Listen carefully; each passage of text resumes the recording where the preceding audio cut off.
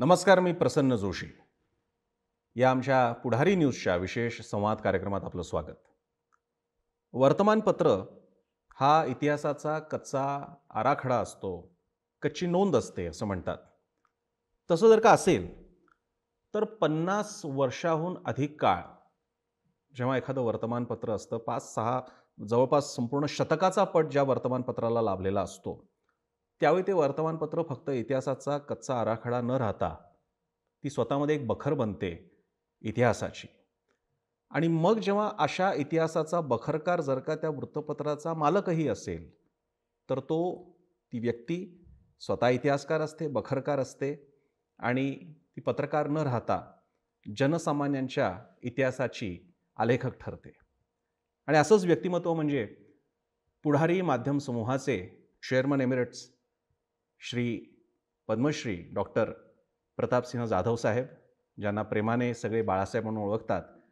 त्यांच्या 80 वर्ष पूर्ण होत असतानाच्या निमित्तानं हा आमचा विशेष संवाद कार्यक्रम आहे. मी बाळासाहेबांचं आता पुढारी न्यूजमध्येच कसं स्वागत करू, पण तरीसुद्धा औपचारिकरित्या म्हणून बाळासाहेब मी आपलं स्वागत करतो. नमस्कार. बाळासाहेब, हा फार महत्त्वाचा टप्पा आहे, राईट. आयुष्याचा टप्पा, आणि ते सुद्धा इतकं म्हणजे ग्रंथाकडे तर आपण येणारच आहोत, सिंहायनकडे. पण मी ते वाचत असताना, या मुलाखतीसाठी तयार करत असताना, हा केवढा मोठा पट असावा. आणि मी अतिशयोक्ती ठरणार नाही की कदाचित मराठीतलं इतकं विस्तृत लिहिलं गेलेलं हे बहुधा पहिलं असावं आत्मचरित्र. माझा पहिला प्रश्न या बाबतीत असा आहे की इतिहासाचं एवढं लिहित असताना आणि समाजाला आरसा दाखवत असताना, मीडिया हा समाजाचा आरसा असतो, वर्तमानपत्र, पण आता स्वतःमध्ये झाकायचं आहे, आता प्रतिबिंब नाही बघायचं आहे तर स्वतःमध्ये झाकायचं आहे. तर हे कसं ठरलं स्वतःबद्दल लिहिणं? काय झालं की मला म्हणजे वयाची 50 वर्ष झाली, 61 झाली, 75वी झाली, त्यावेळेला देखील मी शक्यतो करून माझा वाढदिवस टाळला. पण 75वीच्या वेळेला ज्यावेळेला मोदीजींचा पंतप्रधान फोन आला आणि त्यांनी मला सांगितलं, जाधवजी आपका बर्थडे कहाँ सेलिब्रेट करना है? तो मैं म्हटलं, मोदी जी अभी तो ये कोविड है. तो म्हटले, कोविड है तो क्या हुआ, आप दिल्ली आइए, PM हाउस में करेंगे. मग मी त्यांना सांगितलं की मोदी जी मैं अभी आत्मचरित्र लिखना चाहता हूँ, वो ख़त्म हो जाने की बात करेंगे. माझा वाढदिवस कधी सार्वजनिकरित्या साजरा मी केलेला नाही. पुढारीचा 1 जानेवारीचा वर्धापन दिन हाच जणू काही आपला वाढदिवस आहे असा मी साजरा करत आलो. त्यामुळं मोदीजींना सांगितल्यानंतर मग मला असं वाटलं की आपण आत्मचरित्र लिहायला हवं. मला काही सांगायचं आहे असं मला ज्यावेळेला वाटलं, त्यावेळेला मला असं वाटलं की मी एवढा म्हणजे 1962 पासूनचा सगळा इतिहास माझ्या नजरेआड होत होता. त्याचा मी सगळा साक्षीदार होतो. तर मला असं वाटलं की आपलं हे आत्मचरित्र फक्त वैयक्तिक फॅमिलीचं न होता संपूर्ण राजकीय, सामाजिक घडामोडीचा हा लेखाजोखा व्हावा, या दृष्टीने मी लिहायचं ठरवलं. तर त्यामुळं तुम्हाला ह्याच्यात माझ्या आत्मचरित्रात दिसेल की हे आत्मचरित्र पूर्णपणे सगळ्या म्हणजे जवाहरलाल नेहरूंच्या पासून ते मोदींच्यापर्यंत, आणि महाराष्ट्रापुरतं बोलायचं झालं तर यशवंतरावजी चव्हाणांच्यापासून ते आत्ताचे फडणवीसांच्यापर्यंत सगळ्यांचा ताळेबंद यात तुम्हाला पाहायला मिळेल. म्हणजे माझा ह्याच्यातला लेखन प्रक्रियेतला प्रश्न आहे तुम्हाला, की इतरांवरती प्रसंगी कौतुकाचे हार वाहणारे आणि प्रहारही करणारे बाळासाहेब जेव्हा स्वतःबद्दल आता लिहायचं आहे, स्वतःच्या चुकाही कबूल करायच्या आहेत, जिथे कर्तृत्व गाजवलं त्याची नोंद करायची आहे, पण आपण मराठी माणूस स्वतःबद्दल चांगलं म्हणायला थोडे कचरतो. तर त्या लेखन प्रक्रियेमध्ये जाणवलं की अरे हे कसं लिहायचं, ह्या विषयाला हात घालावा का, हे जाहीरपणे मांडावं का? नाही, तुम्हाला सांगू का, मी पहिल्यापासूनच माझा स्वभाव हा म्हणजे विद्यार्थी दशेपासून मी एक खोडकर पण हुशार विद्यार्थी. त्यामुळं मी जे काही असेल ना ते प्रांजळपणे कबूल करायचं. म्हणजे लहानपणी अगदी म्हणजे आता कोल्हापूरची तुम्हाला कल्पना असेल, म्हणजे कोल्हापूर हे पैलवानांचं गाव. तर त्यामुळं माझे आजोबा पैलवान, तर ते लहानपणी मला पंचगंगा तालमीत घेऊन जायचे, गंगावेश तालमीत घेऊन जायचे. त्या वस्तादांच्याकडे सोपवलं त्यांनी, अण्णाप्पा पाडळकरांचे, आणि म्हटलं याला तयार करा. त्यामुळं आम्ही लहानपणापासून कुस्त्या, त्यानंतर कुस्त्या झाल्या की पंचगंगेला पोहायला जायचं, परत गंगावेशला यायचं आणि दूध प्यायचं. तर त्यामुळं आम्हाला ते एक आमच्या वळणात असं पडलं होतं की कुठली गोष्ट केली तर ती सांगायची. त्यामुळं मी या माझ्या आत्मचरित्रात काही लपवलंय किंवा काही सांगितलेलं नाही असं नाही आहे. तर मला असं वाटलं की आपण ज्या चुका असतील त्या मान्य कराव्यात, जे आपण काही केलं असेल तेही लोकांच्या पुढं मांडावं. जुना काळ, परिस्थिती पूर्ण वेगळी असते. हो. त्यावेळी साप्ताहिक होतं पुढारी बरोबर सर. आणि अनेक आव्हानं होती. हो. तर आबांबद्दल, तुमच्या कुटुंबाबद्दल, हो. त्या वारशाबद्दल, कारण तुमच्या आधीच मुळात 25 वर्ष बरोबर. पुढारी हो, होता. हो, इतका हो. पुढारी स्वतःमध्ये 25 वर्ष म्हणजे एक जुना झाला जुना होता झाला, पुढारी, हो, हो. आणि मग तुम्ही दैनिकामध्ये गेलात, ते बरोबर. पुढे येईलच आपल्या बोलण्यामध्ये. तर या काळाबद्दल, आबांबद्दल काय सांगाल? मी आपल्याला सांगतो की माझे आजोबा हे काही शिक्षित नव्हते, साक्षर, म्हणजे त्यामुळं ते पैलवानकी, शेती, कॉन्ट्रॅक्टर असं. पण वडिलांना शिक्षणाची आवड फार होती. त्यांचा जन्म गगनबावड्याला झालेला एका खेड्यामध्ये, पण त्यांनी तिथं ते 7वीला केंद्राला पहिले आले. मग नंतर इथं कोल्हापूरला आले. कोल्हापूरला त्यांनी इथं त्यावेळेला बाळासाहेब देसाई त्यांचे क्लासमेट होते, आणि त्यांनी इथं शिक्षण घेतलं आणि मग त्यांना मुंबईला जावं लागलं. मुंबईला भास्करराव जाधवांचे सेक्रेटरी म्हणून ते गेले. पण तिथं त्यांना काय झालं की त्यांना त्यांचा जो तिथं सगळ्यांशी सहवास घडला, म्हणजे अगदी प्रबोधनकार ठाकरे असतील, मामा वरेरकर असतील, अच्युतराव कोलटकर असतील, केशवराव जेदे असतील, जवळकर असतील, ह्या सगळ्यांच्याबरोबर त्यांचा सहवास घडला. आणि त्यामुळं काय झालं की त्यांनी तिथं त्यावेळी कैवारी हे साप्ताहिक सुरू केलं. आणि कैवारी साप्ताहिक सुरू केलं, परंतु त्यावेळेला स्वातंत्र्य चळवळीत त्या साप्ताहिकावर बंदी आल्यानंतर मग ते भूमिगत झाले. आणि त्याच वेळेला त्यांचा जास्त संबंध आला, म्हणजे त्यांनाही असं वाटलं की ही स्वातंत्र्य चळवळ एवढी सुरू आहे, आणि त्यावेळेला ते सत्यशोधक समाजाचे अध्यक्ष पण होते. तर त्यांना असं वाटलं की आपण ही ब्राह्मणप्रमाणे तर सत्यशोधक चळवळ करत बसतो, आणि या स्वातंत्र्य चळवळीला ह्या गुजराती मुली देखील स्वातंत्र्य फेऱ्या काढतायत. म्हणून त्यांनी ठरवलं आणि महात्मा गांधींच्याकडं ते भेटायला गेले. आणि त्या दिवशी ते महात्मा गांधींच्याकडं भेटायला गेले त्यावेळेला सोमवार होता. तर महात्मा गांधींचं मौन असायचं. त्यामुळे महात्मा गांधींनी यांना सांगितलं की तुम्ही मला प्रश्न लिहून द्या, मी लिहून उत्तर देतो. तर त्यामुळे हे प्रश्न लिहून देत होते, महात्मा गांधी लिहून उत्तर देत होते. तर ते आमच्याकडं, म्हणजे तो आम्ही ठेवलेला आहे, विद्यापीठाला दिलेला पण आहे. तर त्यामुळं महात्मा गांधींनी सांगितलं, म्हणजे त्यावेळेला त्यांना संदेश, की काँग्रेस केवल ब्राह्मणों की नहीं, पूरे महाराष्ट्र के बहुजन समाज ने इसमें शामिल होना चाहिए. तर हा संदेश दिल्यानंतर म्हणजे पहिलं वडिलांनी, म्हणजे हा ब्राह्मणप्रमाणे चळवळ सोडली, सत्यशोधक, आणि ते काँग्रेसमध्ये सामील झाले. बरं. आणि त्यामुळं काय झालं की त्यांच्यानंतर मग यशवंतराव चव्हाण असू देत, वसंतदादा असू दे, ही जी मंडळी आली ही त्यांच्यानंतर आली. त्यामुळं तुम्हाला सांगतो की त्यांचा ज्यावेळेला अमृत महोत्सव 75वी कोल्हापुरात झाली, त्यावेळेला त्या कार्यक्रमाला यशवंतराव चव्हाणसाहेब होते, वसंतदादा होते, नागगोरे होते, सगळे होते. तर त्यावेळेला चव्हाण साहेबांनी भाषणात सांगितलं की आम्हाला या स्वातंत्र्य चळवळीत आणण्याचं काम गणपतराव जाधवांनी केलं, हे त्यांनी सांगितलं.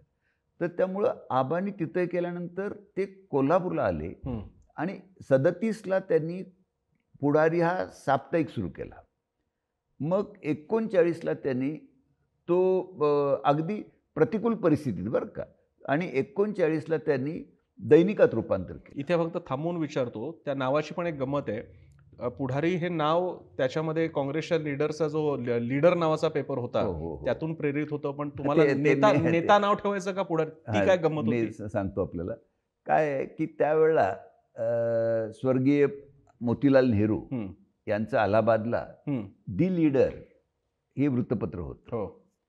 वडिलांना असं वाटलं की आपण ते नाव घ्यायचं. हं. आता मराठीत कुठलं नाव घ्यायचं? तर मग त्यांनी पुढारी हे नाव घेतलं.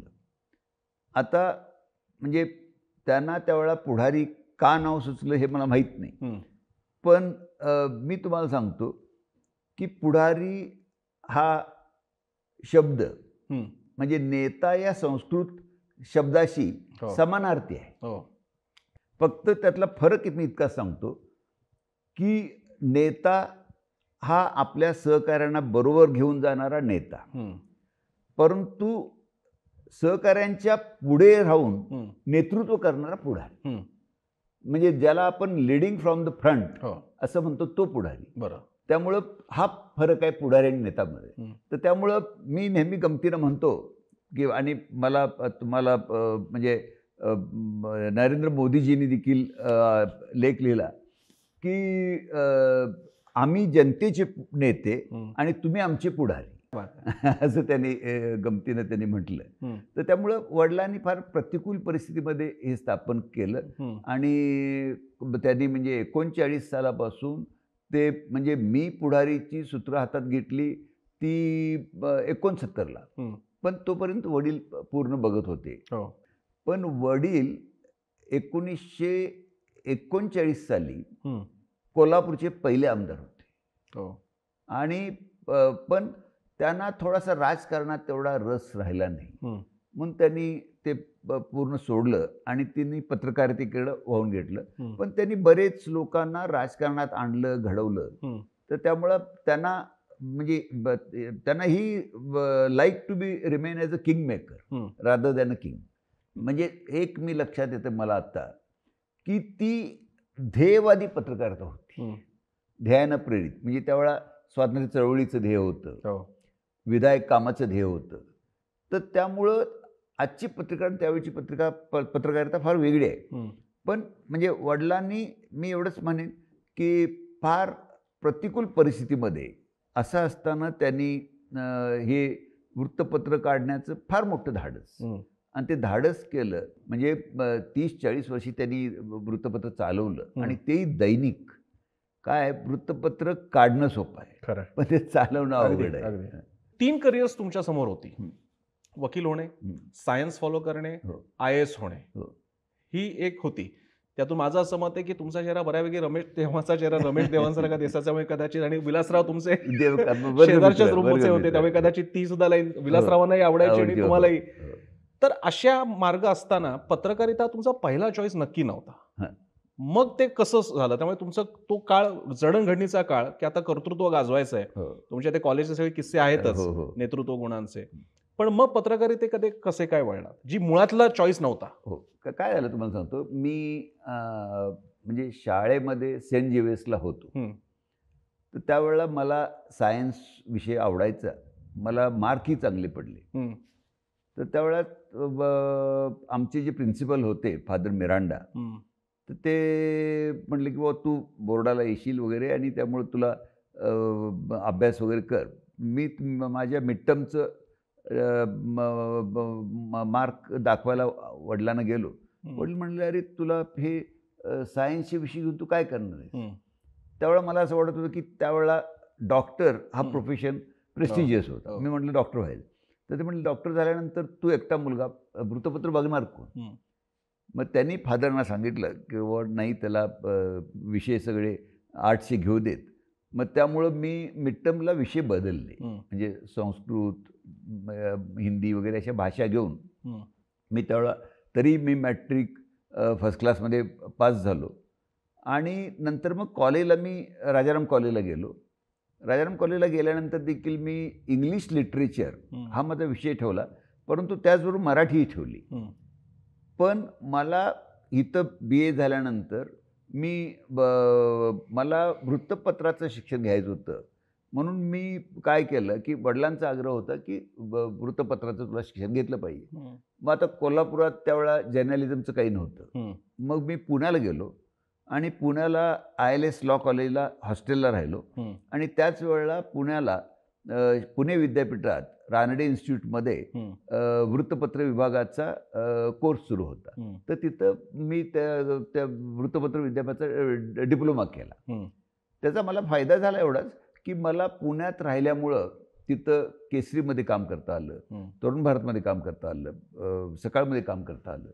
तर मला म्हणजे माझा तो वृत्तपत्र विद्या विभागामुळं माझा हं, पाया घातला गेला पत्रकारितेचा असं म्हटलं तर ते चुकीचं नाही. हं. इथे मग तुम्ही म्हणजे आबांना जॉइन झालात आणि मग काम बघायला लागलात. हो, तुमच्या 2 जन्मतारखा आहेत. एक हो, आहे जी तुमची जन्मतारीख आहे आणि हो. दुसरी आहे ती 1 जानेवारी 1973 तर ज्यावेळी तुमच्या नावासमोर कार्यकारी संपादक हे लागलं. हो, त्याच्यामध्ये तो एक चॅप्टरमध्ये तो खूप हो, हृद्य प्रसंग आहे हो, प्रेक्षकांसाठी सुद्धा, हो. ज्याच्यामध्ये आबा म्हणतात, की "तू एवढं सगळं सांभाळतोय तर तुझं नाव आलं पाहिजे आलं न्यूज पाहिजे. हो, लाईनवरती." हो, हो. आणि मग तिकडे तो मी तुमचा दुसरा जन्म मानतो, कारण हो. अधिकृतरित्या तुम्ही कार्यकारी संपादक संपादक झालात झालो. आणि नंतर पुढचा सगळा इतिहासच आहे. हं. पुढारीला तुम्हाला जेव्हा ते स्थित्यंतर जाणवत होतं, की आता पुढारी वेगळ्या काळात जातोय, बाहेर सगळ्या गोष्टी होतायत. हो. ऑफसेट मशीनचा केवढा मोठं प्रकरण आहे हो, त्यामध्ये. हो. तर हा एक टप्पा या निमित्तानं पुढे आला पाहिजे. हा कसा सगळा काळ होता? काय झालं तुम्हाला सांगतो, की मी ज्यावेळी पुण्यातून बाहेर पडलो, हं, मग थोडंसं मी फिलिपिन्स, जपान असं बाहेर परिषदेनं पण जाऊन आलो. आणि मला हे सगळं बाहेरचं जग बघितल्यानंतर असं वाटलं, की कोल्हापूरला आलो. कोल्हापूरला 69 साली मी पुढारी बघायला सुरुवात केली. हं, तर त्यावेळी मला असं जाणवायला लागलं, की मुंबईची कमी, पण पुण्याचं वृत्तपत्र, मग तरुण भारत, केसरी, सकाळ हं, हे यायचे आणि त्यांच्या स्पर्धेत आमच्याकडं त्यावेळेला म्हणजे साधी ट्रेडल मशीन होती हं, आणि त्याच्यावर प्रिंटिंग किती करणार? आणि ही वृत्तपत्र पुण्याची यायची ती 6 पानी, 8 पानी अशी यायची हं, आणि आम्ही 4 पानी काढायचो. मग मी वडिलांना म्हटलं, की आपल्याला मशिनरी बाहेरून आणावी लागेल. ते म्हटले, "अरे नाही, आपल्याला हे एवढं मोठं कर्ज काढून कोण आणणार?" मग मी म्हटलं, "आपण जाऊन त्यावेळेला इम्पोर्ट लायसन काढावं लागायचं." म्हटलं, "आपण दिल्लीला तरी जाऊ, इम्पोर्ट लायसन काढू." तर ते तयार नव्हते.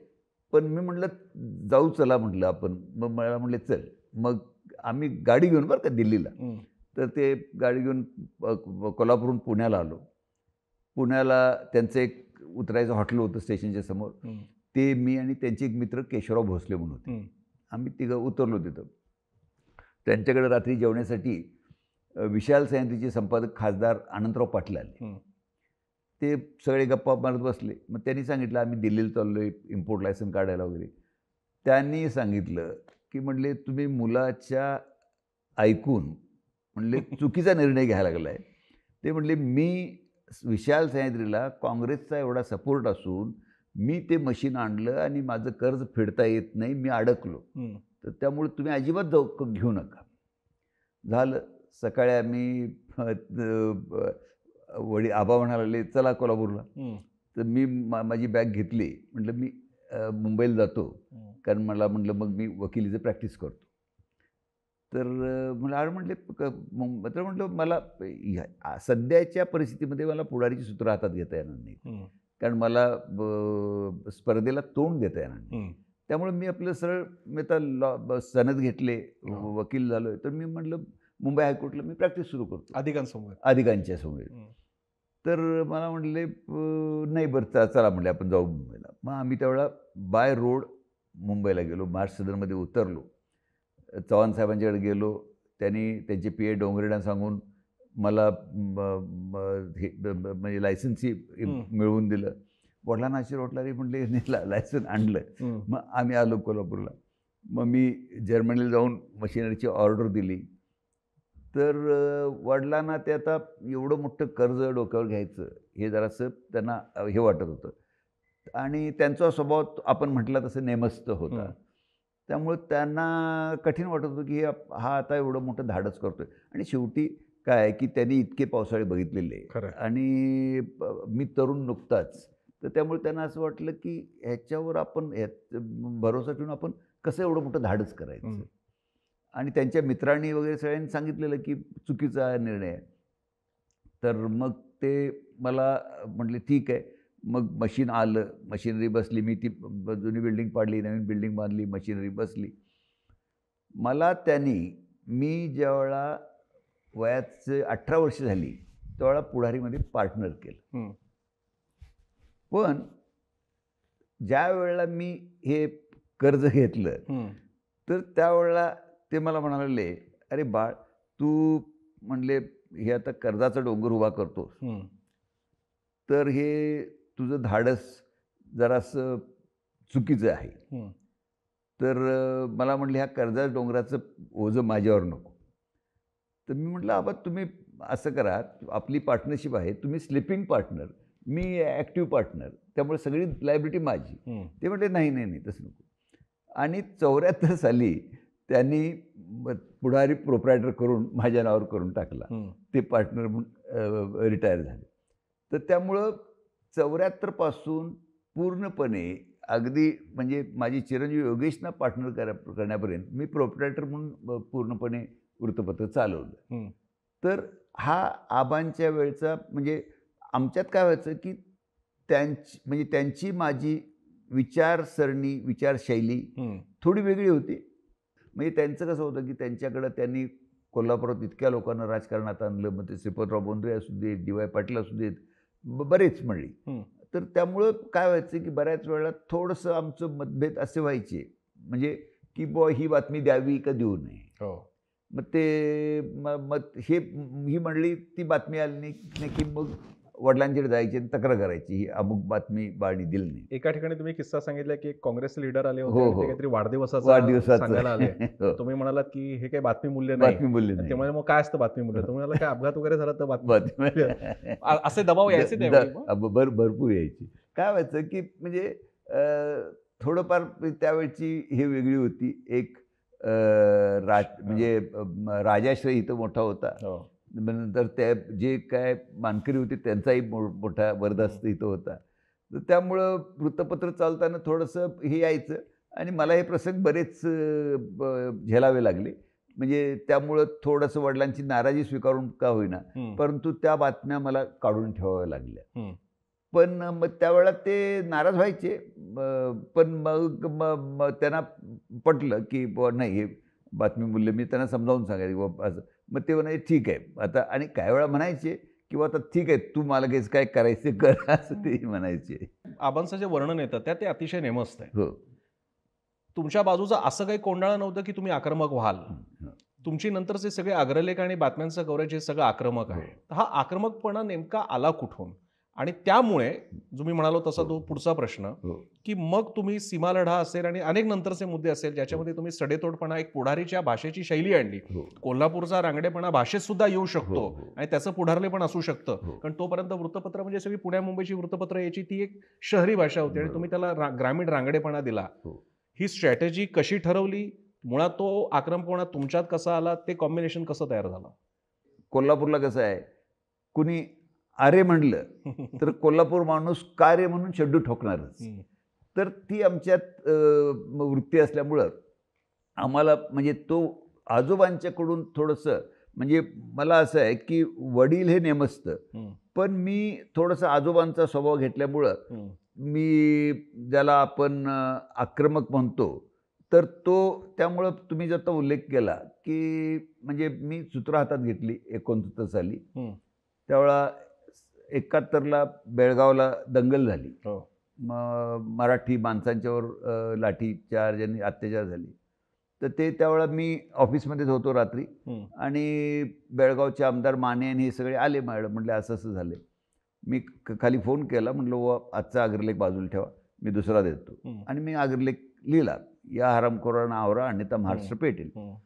तर तो छापून आला. छापून आल्यानंतर 2 दिवसात सगळीकडे दंगल सुरू झाली. तो अग्रलेख मार्मिकमध्ये बाळासाहेब ठाकरेंनी पुनर्मुद्रित केला आणि त्यांनी त्याच्यावर लिहिलं की शासनाचं धाडस असेल तर बाळासाहेब जाधवांच्यावर केस करावी. तर ह्यांनी काही केस केलं नाही, परंतु महाराष्ट्र शासनानं. पण मला काय झालं की कर्नाटक शासनानं माझ्यावर जवळजवळ 98 का 99 केसेस केल्या. बरं. पण एकच आहे की त्यावेळेला बेळगावचं सगळं बार असोसिएशन हे माझ्या बाजूने उभं राहिलं आणि मला म्हणजे त्यांनी बार असोसिएशननं केसेस चालवल्या, हे केल्या. त्यातनं मी विरुद्ध सुटलो. हं. परंतु मला हा लढवय्यापणा असल्यामुळं म्हणजे मी तुम्हाला सांगतो, की मी 4 भिंतीच्या आड बसून हं. पत्रकारिता करणारा संपादक नव्हे. हं. तर मी जनतेबरोबर जनतेच्या प्रश्नात रस्त्यावर उतरून त्यांचं नेतृत्व करणारा लढवय्या पत्रकार आहे हं. आणि तो माझा बाणा आहे. तर त्यामुळे मी तुम्हाला एक गंमत सांगतो सीमा दंगलीच्या वेळची. हं. ज्यावेळेला सीमा दंगल झाली तर त्यावेळेला बेळगावच्या कन्नड जी चळवळ होती, तर त्यांचे जे नेते होते वटल नागराज म्हणून, तर त्यांनी बंदी घातली की बेळगावमध्ये या लोकांनी महाराष्ट्रातल्या कोणी येऊन दाखवावं. हं. तर हे आव्हान दिल्यानंतर आणि त्यांनी पर्टिक्युलरली मला आव्हान दिलं की पुढारीच्या संपादकांनी यावं तिथं. तर आता मला आव्हान दिल्यानंतर मला जाणं भागच होतं. पण कोल्हापूरच्या जिल्हाधिकाऱ्यांनी मला जिल्हाबंदी घातली. हं. जिल्ह्याबाहेर जाणं शक्य नव्हतं. मी त्यांना सांगितलं जिल्हाधिकाऱ्यांना आणि SP ना, दोघांना, की बाबा मला जावं लागणार. हा माझ्या स्वभावाच्या विरुद्ध आहे. आता म्हटलं मी जाणार. मग तुम्हाला काय हे तुमची पोलीस खात्यामार्फत काय हे करायचे तुम्ही बघा. हं. तर मी त्यावेळेला बेळगावला गेलो आणि गंमत तुम्हाला सांगतो, त्यावेळेला त्याच्या अधिकानंतर शरद पवार, छगन भुजबळ हं. हे नेते वेषांतर करून गेले. अच्छा, तो म्हणजे भुजबळ वेषांतराचा जो दरवेळी ते किस्सा निघतो तो त्यावेळेस आहे. वेषांतर अच्छा. करून बेळगावला गेले. हं. मला आमच्या लोकांनी सांगितलं. मी म्हटलं वेषांतर वगैरे नाही, जायचं तर सरळ उघड्यात जीपमधून जायचं. हं. आणि आम्ही कोल्हापुरातली सगळ्यात तालमीतली मंडळी ही ती अशी एक 3-4 हजारचं सगळ्या गाड्या बिड्या आम्ही बेळगावला गेलो. तर बेळगावला तिथं राणी चेन्नम्मा चौकात बेळगावची सगळी सीमा चळवळीची कार्यकर्ते जमले होते. ती मोठ्या संख्येने होती. मग त्यांनी तिथं उघडी ओपन जीप ठेवली होती आणि शिवजयंती होती त्यावेळेला. मग त्यांनी सगळ्या शिवजयंतीची सगळ्या मंडळांना माझी भेट ठेवली आणि मंडई चौकात सभा ठेवली. मंडई चौकात मोठी सभा झाली. म्हणजे अगदी रात्री म्हणजे ते माझं भाषण चालू होतं त्याच वेळेला लाईट गेली. तर ते ह्या लोकांना सीमा चळवळीच्या लोकांना वाटलं की कोणतरी मुद्दाम केले म्हणून त्यांनी लगेच मला कव्हर केलं. पण तेवढ्यात लाईट आली. मग ते गरुडाचार्य म्हणून DIG होते ते वरती आले. ते म्हणले आपण भाषणात सांगा म्हणले की लाईट कुणी घालवलेली नाही, ते म्हणजे शॉर्ट झालं होतं पण गेली, नाहीतर म्हणले परत दंगल सुरू होईल. मग मी सांगितलं, तिथं जेवण घेतलं आणि मी रात्री परत आलो. तर त्यामुळं आता तुम्हाला सांगतो की आमची बेळगावला चाललेली टॅक्सी संकेश्वरमध्ये अडवून त्यात 11,000 अंक होते, तर ते सगळे जाळले.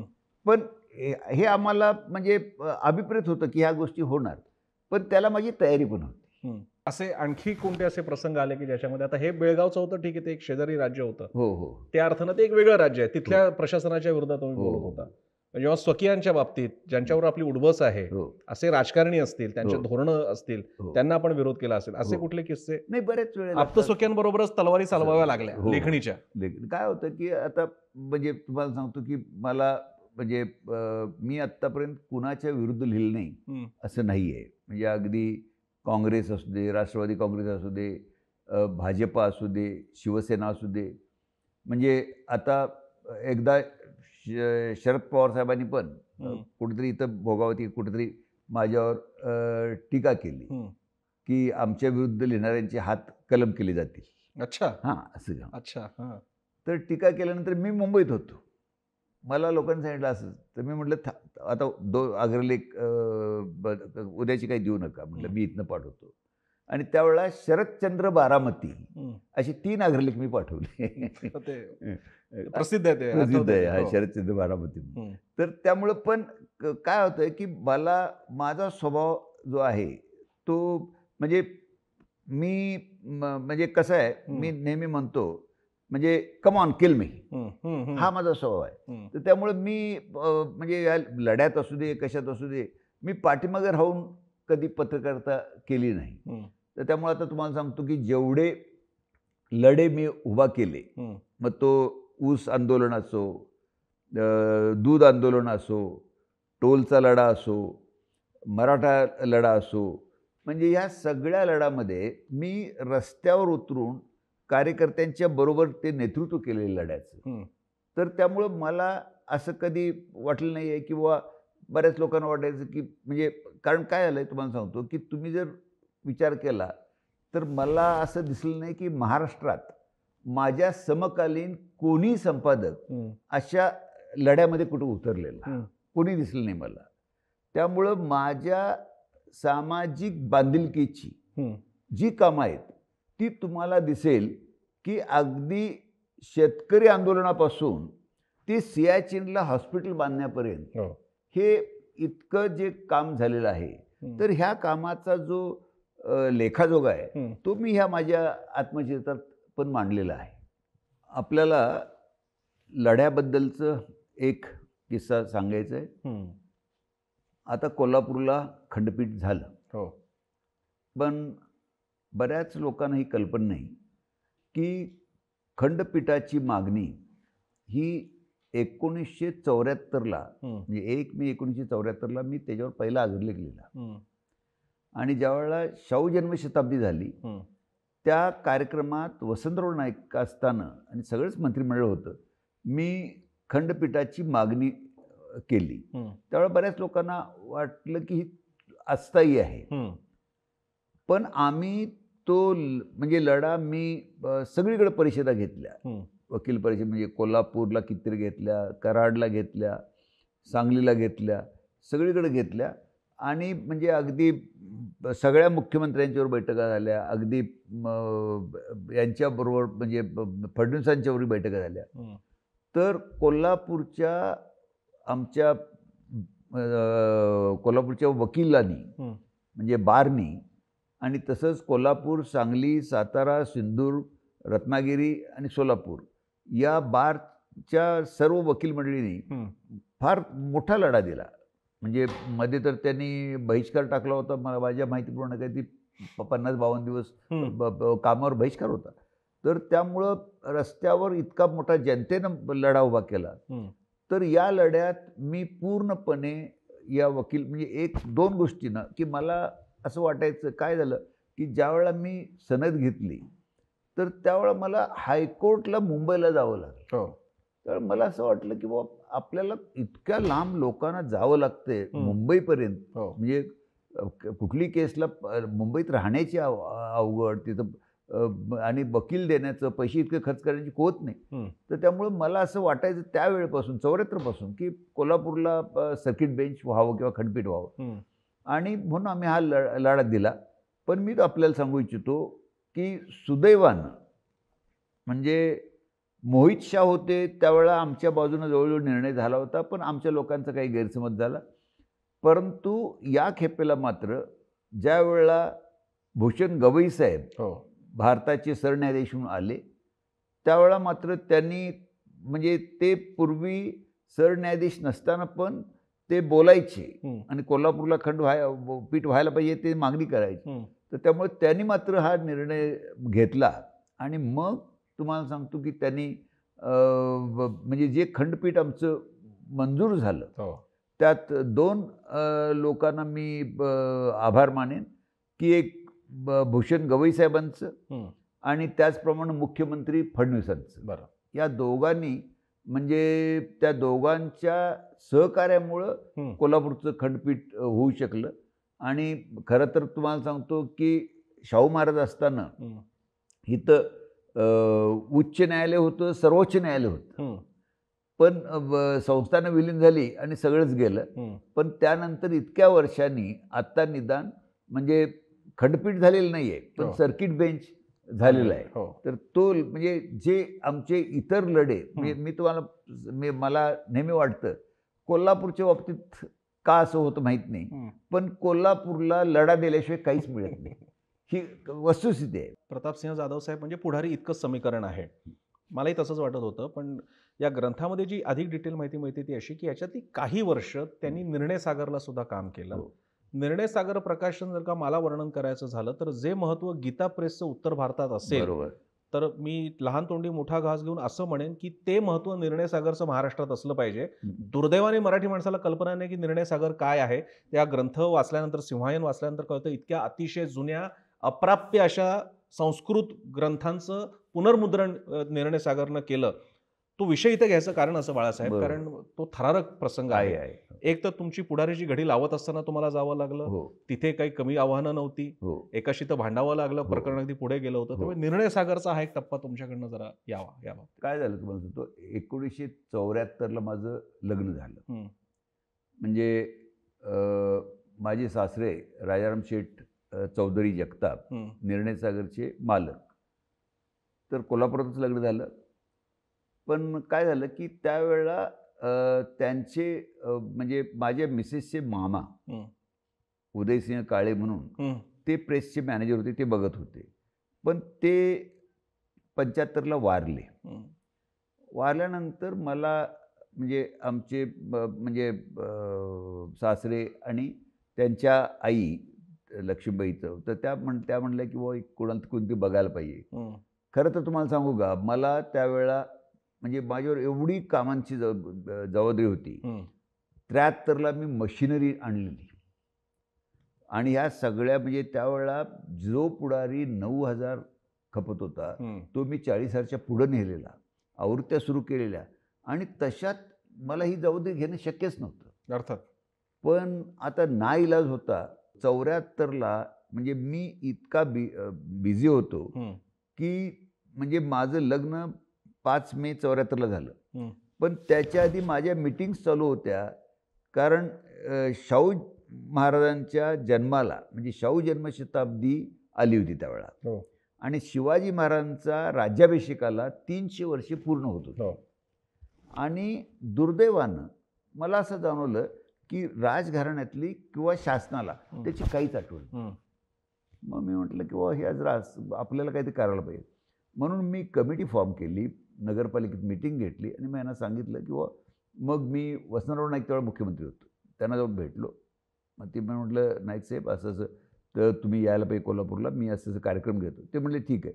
ते कोल्हापूरला आले. म्हणजे ते कार्यक्रम त्यांनी म्हणजे शाहू जन्मशताब्दी दोन्ही कार्यक्रम घेतले. हं, आणि तुम्हाला मी मुद्दाम सांगतो, की जसं लोकमान्य टिळकांच्या पासून शिवजयंती शासकीय जयंती साजरी करायला लागली, हं. तसं मी वसंतराव नाईक साहेबांना सांगून शिवजयंती ही शासकीय पातळीवर 1974 पासून करायला शाहू जयंती, छत्रपती शाहू जयंती. शाहू जयंती शाहू जयंतीच करा. तर मला म्हणजे हे निर्णय सागरचं कसं आलं, तर ते मला मुंबईला जावं लागलं. हं, मी मुंबईत गेलो, त्या निर्णय सागरचं बघितलं, इतकं प्रचंड कर्ज होतं. मग मी म्हणजे प्रेसला सुरळीत आणण्यासाठी पहिल्यांदा मी प्रिंटिंग सुधारलं. त्यावेळेला मला 76ला मग प्रिंटिंगमधलं राष्ट्रपतींचा पुरस्कार मिळाला त्यावेळेला. अच्छा. हां, म्हणजे फखरुद्दीन आली अहमद राष्ट्रपती होते त्यावेळेला.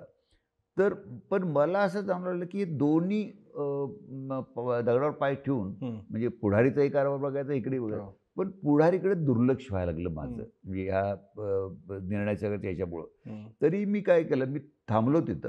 म्हणजे मुंबईतच थांबलो. तिथं म्हणजे आता ते माझ्या आत्मचित्रात म्हणजे आता मी फार डिटेलमध्ये जात नाही, हो. पण आत्मचित्रात बऱ्याचशा गोष्टी तुम्हाला मिळतील. तो निर्णय सागर साधारणपणे मी 75 ते 82 पर्यंत बघितलं. हं, ते थोडंसं स्ट्रीमलाईन केलं. बँक ऑफ महाराष्ट्राचं कर्ज फेडलं. हं, इतरही खाजगी कर्ज होतं ती फेडली. हं. आणि मग मी सांगितलं त्यांना, की बुवा मला आता बघणं शक्य नाही आहे, कारण मला इकडं कारण हो. काय झालं, की 1982ला 81 का 82ला हं, कोल्हापुरात सकाळ सुरू झाला. हं, सकाळ सुरू झाला कोल्हापूरला, तरी मला 3-4 महिने येता आले नाही. हं. आणि मग मी नंतर येऊन मग पुढारीचा परत म्हणजे मग सकाळची स्पर्धा हो. आम्हाला त्याच्याशी टक्कर द्यावी लागली. मगाशी छत्रपती शाहू जयंतीचा उल्लेख झाला. छत्रपती शिवाजी महाराज असतील, छत्रपती शाहू महाराज असतील, तारा राणी तर इथल्याच, म्हणजे ती हो. गादीच त्यामुळे तयार झाली. Right. छत्रपती तारा राणी राणी. राणी साहेब. आणि शिवाय प्रेक्षकांना पुन्हा हा एक रेफरन्स द्यावा लागेल. कोल्हापूरकर म्हणून त्यांचं गादीवरती आणि छत्रपती कुटुंबियांवरती प्रेम आहे, हा तर भाग आहेच. पण जाधवांची वंशावळ ही त्या जाधवांपर्यंत जाधव, सुद्धा बरोबर. जाते. हो. लखुजी जाधवांचा जो सगळी विद्या- वंशावळ आहे आणि ती पुढे यादव वंशावळीपर्यंत यादव जाते. जाते. हो. तर तो एक संदर्भ छत्रपती घराणं आणि तुमचा घरोबा स्नेहसंबंध. हो. काय आहे, की माझा म्हणजे एक तर आजोबा, पणजोबा म्हणजे आमच्या जवळजवळ 7-8 पिढ्या ह्या कोल्हापूरमध्येच गेल्या. हं, म्हणजे आणि त्याच पेठेमध्ये म्हणजे म्हणजे पंजोबांचाही तिथंच जुना वाडा होता. तो पाडून वडिलांनी नंतर तिथं मोठा दगडी घर बांधलं. पण काय झालं की आम्हाला म्हणजे हा मी जसं म्हटलं तसं ह्या संबंध राजघराण्यांचे म्हणजे कोल्हापूर असू दे, सातारा असू दे आणि ते आमचे पिढ्यानपिढ्या चालत आलेले. तर त्यामुळं म्हणजे वडिलांचे संबंध शहाजी महाराज कोल्हापूरचे, तर त्यांचे अगदी जवळचे संबंध, त्यामुळे ते वाड्यावर नेहमी जायचे. त्यांच्यावर राधानगरीला जायचे. आता माझेही संबंध म्हणजे शहाजी महाराजांच्याकडे मी जात असे. नंतर आत्ताचे शाहू महाराज यांच्याकडं नेहमी जाणं असतं. त्याचप्रमाणे साताऱ्याची गादी म्हणजे प्रतापसिंह महाराज म्हणजे आता उदयनराजेंचे वडील हे माझे चांगले मित्र. त्यामुळे त्यांच्याबरोबर मी शिकारीला जायचो. म्हणजे कास पठार खाली घाट सह्याद्रीचं प्रतापगड वगैरे असं आम्ही शिकारीला बरोबर बऱ्याच वेळा जायचं. तर त्यामुळे त्यांची माझी पण चांगली मैत्री होती. आणि सांगलीचं पटवर्धन घराणं ही माझी चांगले संबंध होते. त्यामुळं ही 3 संस्थानं आहेत म्हणजे कोल्हापूर, सांगली आणि सातारा, तिन्ही संस्थानं. तर तिन्हीशी माझे म्हणजे वैयक्तिक जाधव घराण्याचे संबंध सगळ्यांशी चांगले आहेत. जाधव घराण्याला जी एक परंपरा आहे तर ती म्हणजे वीरतेची, धाडसाची ही परंपरा ती आमच्या घराण्यात चालत आलेली आहे. तर त्यामुळंच मला असं वाटतं की म्हणजे मी म्हणजे हे आता मला म्हणजे आजोबांना शिकारीत मला आणि त्यानंतर कदाचित त्यामुळं असेल म्हणजे माझे चिरंजीव योगेश यांना देखील म्हणजे शूटिंगची जी आवड लागली आणि त्यांनी नॅशनलला गोल्ड घेऊन त्यांना बऱ्याच नॅशनलमध्ये त्यांनी गोल्ड घेतलं. म्हणजे वयाच्या 13व्या वर्षी त्यांना गोल्ड मिळालं. ते कदाचित हे आमचं जीन्स आलेले असतील आणि त्यामुळं ते आवड त्यांना निर्माण झाली असेल. आणि असं हे नेतृत्व तुमच्याकडे येत गेलं. मग एका ठिकाणी उल्लेख केला की कोल्हापुरामधलं वाद झाले की न्यायाधीश म्हणून बाळासाहेब ठरलेले आहेत किंवा काही झालं की तुमच्याकडे यायचं. तर आपण सुरू केलाय पेपर, आपण आहोत पेपरचे मालक आणि संपादक. मात्र आता आपण समाजाचे व्हायला लागलेलो आहेत. आता गोष्टी आपल्याकडे नेतृत्व आपोआप यायला लागलेलं आहे. माझे इथे 2 प्रश्न आहेत. ही स्थित्यंतर कसं होतं? हे मुळातच नेतृत्व कोण होते का? कारण आजकाल त्यासाठी कॉलेजेस असतात आणि महागडे कोर्सेस असतात. तर तुमचं ते कसं झालं? आणि मग जर का इतकी लोकमान्यता होतीच, वडिलांना आमदारकीचा वारसा तसाही राजकीय होताच आणि राजकारण तर तुम्ही घडवतच होता.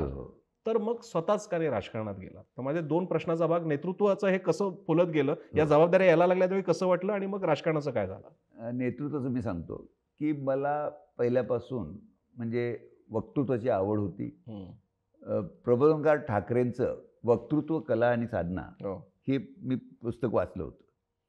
तर आमची रंकाळ्याजवळ शेती आहे. तर त्यांनी लिहिलं होतं की शेतीमध्ये जाऊन ते सगळं पीकच हे आपले श्रोते आहे असं समजून. तर तसं मी तिथं जायचो ह्याला आणि त्यामुळे मला वक्तृत्वाची आवड लागली. अगदी म्हणजे कॉलेजला देखील म्हणजे मी कोणी उभारू दे निवडणुकीला मी प्रचाराला जायचो. आत्ताची एक शिक्षण संस्था काढलेले अण्णासाहेब आगलावे म्हणून आहेत, त्यांची मोठी शिक्षण संस्था आहे. ते त्यावेळेला आमचे क्लासमेट ते इलेक्शनला उभारले. मग मी म्हटलं आता यांना निवडून आणायचं. मग मी काय केलं, चला अण्णासाहेब म्हटलं. ते मला म्हटले भाऊ तुम्ही यायला पाहिजे, तुम्ही बोलतात. म्हटलं चला. मग त्यांना प्रत्येक क्लासमध्ये घेऊन जायचं. मी एक काडीपेटी खिशात ठेवली. काडीपेटी कशी पेटवायची हे अण्णासाहेब आगलावे. तर ह्यांना मतं द्यायची असं. त्यामुळे ते काय झालं ते निवडून आले. शाहू सेना पण काढली होती. शाहू सेना पण काढली होती. म्हणजे त्यावेळेला काय होतं की मला तुम्हाला सांगतो आम्ही कॉलेजला असताना म्हणजे मला वाटलं की हे आपल्याला विद्यार्थी संघटना काढली पाहिजे म्हणून मी पश्चिम महाराष्ट्र विद्यार्थी संघटना काढली. आणि राकोपास्टा पण होतं ना. राकोपास्टा अजूनही आहे म्हणजे Rajaram college pass student association. पण मी जेव्हा ही म्हणजे विद्यार्थी संघटना काढली पश्चिम महाराष्ट्र विद्यार्थी संघटना, तर मी अध्यक्ष आणि बाबासाहेब कुपेकर जे सभापती होते ते सेक्रेटरी अशी आम्ही ती संघटना. मग त्यावेळेला 62चं युद्ध असू दे त्यावेळेला मग प्रचार फेऱ्या काढ हे कर असं ते आमचं चालू होतं. कुठले विद्यार्थ्यांचे काय अन्याय झाला की ते नेतृत्व हे मला म्हणजे लहानपणापासून म्हणजे का माहीत नाही पण मला ती आवडच आहे. तुमचं दुसरा प्रश्न की मी राजकारणात प्रवेश का म्हणजे केला. हे सगळं जर का होतं, लोकमान्यता होतीच, लोकच होते, तुमच्याकडे येत होते. होते, वक्तृत्व होतं, हो. राजकारणी होण्यासाठी लागणाऱ्या सगळ्या गोष्टी सगळ्या होत्या, गोष्टी जोडीला होत्या. माध्यम पण होतं होतं, पुढारीसारखं. होतं. मग राजकारणात का नाही गेला? सांगतो मी तुम्हाला. काय आलं, की मी म्हणजे आता तुम्हाला सांगतो, की वडिलांचा म्हणजे वडील कोल्हापूरचे पहिले आमदार. हो. नंतर स्वातंत्र्य चळवळीत काम केलं. हं. म्हणजे त्यांचा स्वातंत्र्य चळवळीचा वारसा. त्यांचा आज पत्रकारितेचा वारसा. त्यानंतर पहिले आमदार असल्यामुळं राजकीय वारसा. हं. आणि चौथं म्हणजे समाजसुधारक म्हणून वारसा. हं. असं इतकं मोठं भांडवल होतं. मी तुम्हाला सांगतो, की त्यावेळी म्हणजे माझ्या इतकं म्हणजे मी म्हणजे कोल्हापूरचा जी त्यावेळची आमची पिढी होती, त्यावेळेला सगळ्यात उच्च शिक्षित मी. हं. वक्तृत्व सगळं असताना म्हणजे त्यावेळेला मला राजकारणात जाण्यासाठी इतक्या संधी आल्या. हं. पण मला असं वाटत होतं, की मी राजकारणात गेलो हं. तर माझा वृत्तपत्रावर बंधनं येणार. हं. म्हणजे काही वेळा वाटायचं, की म्हणजे आपण जायला पाहिजे, त्याशिवाय कामं करता येत नाहीत. आता तुम्हाला गंमत सांगतो, की भाऊसाहेब खांडेकर हं. ह्यांना ज्यावेळेला 1976ला ज्ञानपीठ मिळालं पुरस्कार, तर त्यावेळेला गोविंदराव तळवलकरांनी आम्ही दोघं दिल्लीला होतो. गोविंदराव मला म्हणले, बाळासाहेब, हे कोल्हापूर तुमचं जातीवादी गाव आहे, तिथं काय भाऊसाहेबांचा सत्कार होणार नाही. म्हटलं, गोविंदराव चुकताय तुम्ही. आम्ही बाहेरचे पैलवान येऊन जिंकला तरी आम्ही हत्तीवरून मिरवणूक काढतो. मग मी कोल्हापूरला आलो. त्यावेळेला म्हटलं, अरे बाबा, महापालिकेत फोन केला, जिल्हा परिषदेला फोन केला. त्यावेळेला होते आणीबाणी. हे दोघे म्हणाले, आम्ही काही सत्कार घेणार नाही. मग मी म्हटलं, मी स्वतःच माझ्या अध्यक्षतेखाली कमिटी केली आणि भाऊसाहेबांचा सत्कार ठेवला. तर मी म्हटलं, आता भाऊसाहेबांना मी जाऊन भेटलो. भाऊसाहेब म्हणले, निश्चित येतो मी. मग आता म्हटलं, कुणाला बोलवायचं? मग यशवंतराव चव्हाणांना मी फोन केला. साहेब म्हटलं, तुम्हाला यायला पाहिजे. ते येतो म्हटले. शंकरराव चव्हाण मुख्यमंत्री, त्यांना फोन केला. ते म्हणले येतो. पण काय झालं, की 2 दिवसात परत डोंगरेंचा फोन आला. अहो साहेब येणार नाहीत म्हणतायत. मला शरद पवारांचा फोन, की मला म्हणले, साहेबांना अडचणी आणू नका. तुम्हाला माहिती आहे की दुर्गाबाई भागवतनी कराडला काय केलं? साहित्य साहित्य संमेलनाचं हे. हो. तर म्हटले, तुम्ही अडचणी द्याल. मग मी डोंगरेंना म्हटलं, मला साहेबांना जोडून द्या. दिला. मग साहेबांना म्हटलं, साहेब, मी भाऊसाहेबांच्यावर बोललोय. भाऊसाहेब आणीबाणीबद्दल काही बोलणार नाही. तुम्हाला तीच भीती आहे. तर म्हटलं, आणीबाणी त्यांनी मला शब्द दिलाय, तर त्यामुळे तुम्ही या. मग त्यामुळे ते आले कोल्हापुरात. आणि तुम्हाला मी सांगतो, कोल्हापुरात न भूतो न भविष्यती असं आम्ही म्हणजे एका सारस्वताचा बुद्धिवंताचा सत्कार हा खासबागच्या कुस्ती मैदानात पहिल्यांदा झाला. पहिला आणि शेवटचा. आणि खासबाग कुस्ती मैदान तुडूंब भरलं होतं 40-50 हजार. आता माझंच पहिलं प्रास्ताविक भाषण होतं आणि मी बोललो. नंतर यशवंतराव चव्हाणांनी फार छान बोलले ते. म्हणजे वि. स. खांडेकरांच्या साहित्याबद्दल फार चांगली मांडणी केली. आणि नंतर भाऊसाहेब म्हणले, की भर पावसाळ्यात पंचगंगेला आलेला पूर मी बघितलेला आहे, पण भर उन्हाळ्यात लोकगंगेला आलेला पूर मी पहिल्यांदाच बघतो. हे भाऊसाहेबांचे उद्गार. कार्यक्रम झाला. मी त्यावेळेला चव्हाण साहेबांना घरी जेवायला बोललो होतो. मग ते घरी आले. मग ते वडिलांना म्हणाले, संपादक, यांना आमच्याकडे सोपवा. आम्ही त्यांना लोकसभा किंवा विधानसभेला हे करतो. तर वडील म्हणाले, त्याची इच्छा, माझं काही नाही. मग मला साहेबांनी विचारलं, बाळासाहेब काय करणार? तर मी म्हटलं, साहेब तुम्हाला सांगू, म्हटलं तुम्ही मला ही ऑफर देता याबद्दल मी आभारी आहे. पण म्हटलं एक लक्षात घ्या, की मी जर काँग्रेसमध्ये आलो, म्हटलं ते खासदार होईन हे नक्की आहे किंवा आमदार घेऊन, पण म्हटलं माझ्यावर जी बंधनं येणार ते म्हटलं मी वृत्तपत्र माझं स्वातंत्र्य निघून जाणार. तर त्यामुळं ते म्हटलं मला करायचं नाही आहे. मला आता एकदा मी जर संपादक म्हणून हे वृत्तपत्राची सूत्र हातात घेतले तर मला कुठल्या पक्षाची बांधिलकी नको. माझं पेपर स्वतंत्र आणि निर्भीड ठेवायचं आहे. पण चव्हाणसाहेब ही अभ्यासू माणूस, ते म्हणले अगदी बरोबर आहे बाळासाहेब, तर तुम्हाला योग्य वाटते ते करा. त्यानंतर 95ला म्हणजे युती सत्तेत आली. तर बाळासाहेब ठाकरे कोल्हापूरला आले. म्हणजे माझ्या घरी जेवायला होत्या. नंतर गेल्यानंतर मला मनोहर पंतांनी सांगितलं. मला म्हणले, अहो ते तुम्हाला बाळासाहेबांनी बोलवले आणि तुमचं नाव खासदारकीसाठी दिलंय, म्हणजे राज्यसभेवर नेण्यासाठी. अच्छा. मग मी गेलो, बाळासाहेब भेटलो. तर मला म्हणले, बघा तुम्ही निवडणूक नाही म्हणताय, तर मी राज्यसभेवर तुम्हाला पाठवतो. मग मी त्यांना तेच सांगितलं, बाळासाहेब म्हणलं राज्यसभेवर गेलो तरी शिवसेनेचा खासदार म्हणून जाणार, त्यामुळे म्हटलं मला ते नको आहे.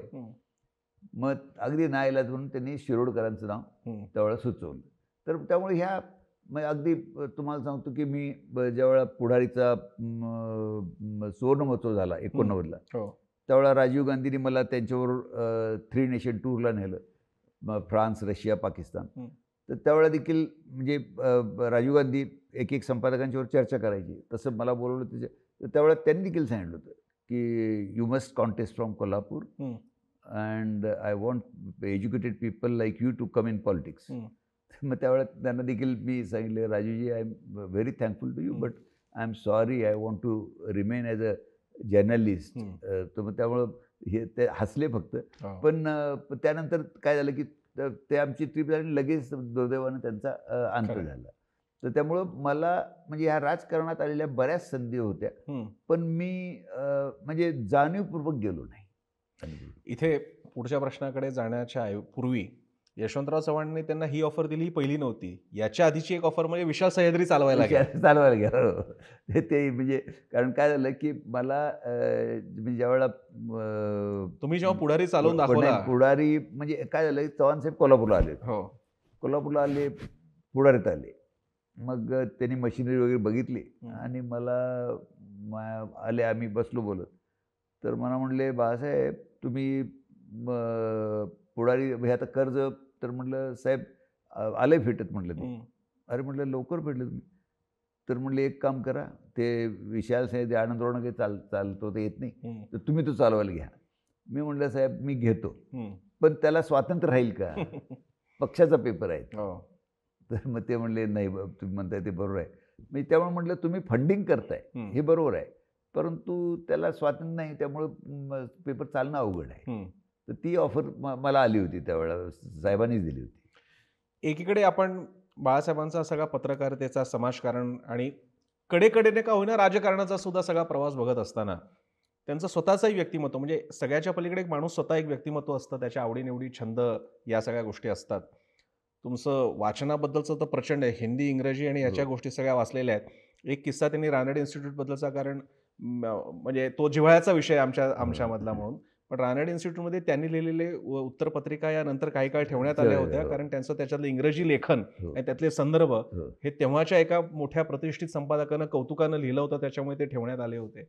माझा प्रश्न आहे की हे सगळं होत असताना स्वतःचं व्यक्तिमत्व घडवणं, छंद जोपासणं, आवड, आता कुस्तीमध्ये सुद्धा तुम्ही लाल मते अंगाला लावून घेतली, इथपासून नंतर तुमच्याकडे मोठं गन्सचं कलेक्शन पण आहे सगळं. सो या गोष्टीकडे, म्हणजे या सगळ्याच्या पलीकडचे जे बाळासाहेब, खासगी बाळासाहेब काय आहेत, त्यांच्या आवडीनिवडी काय आहेत?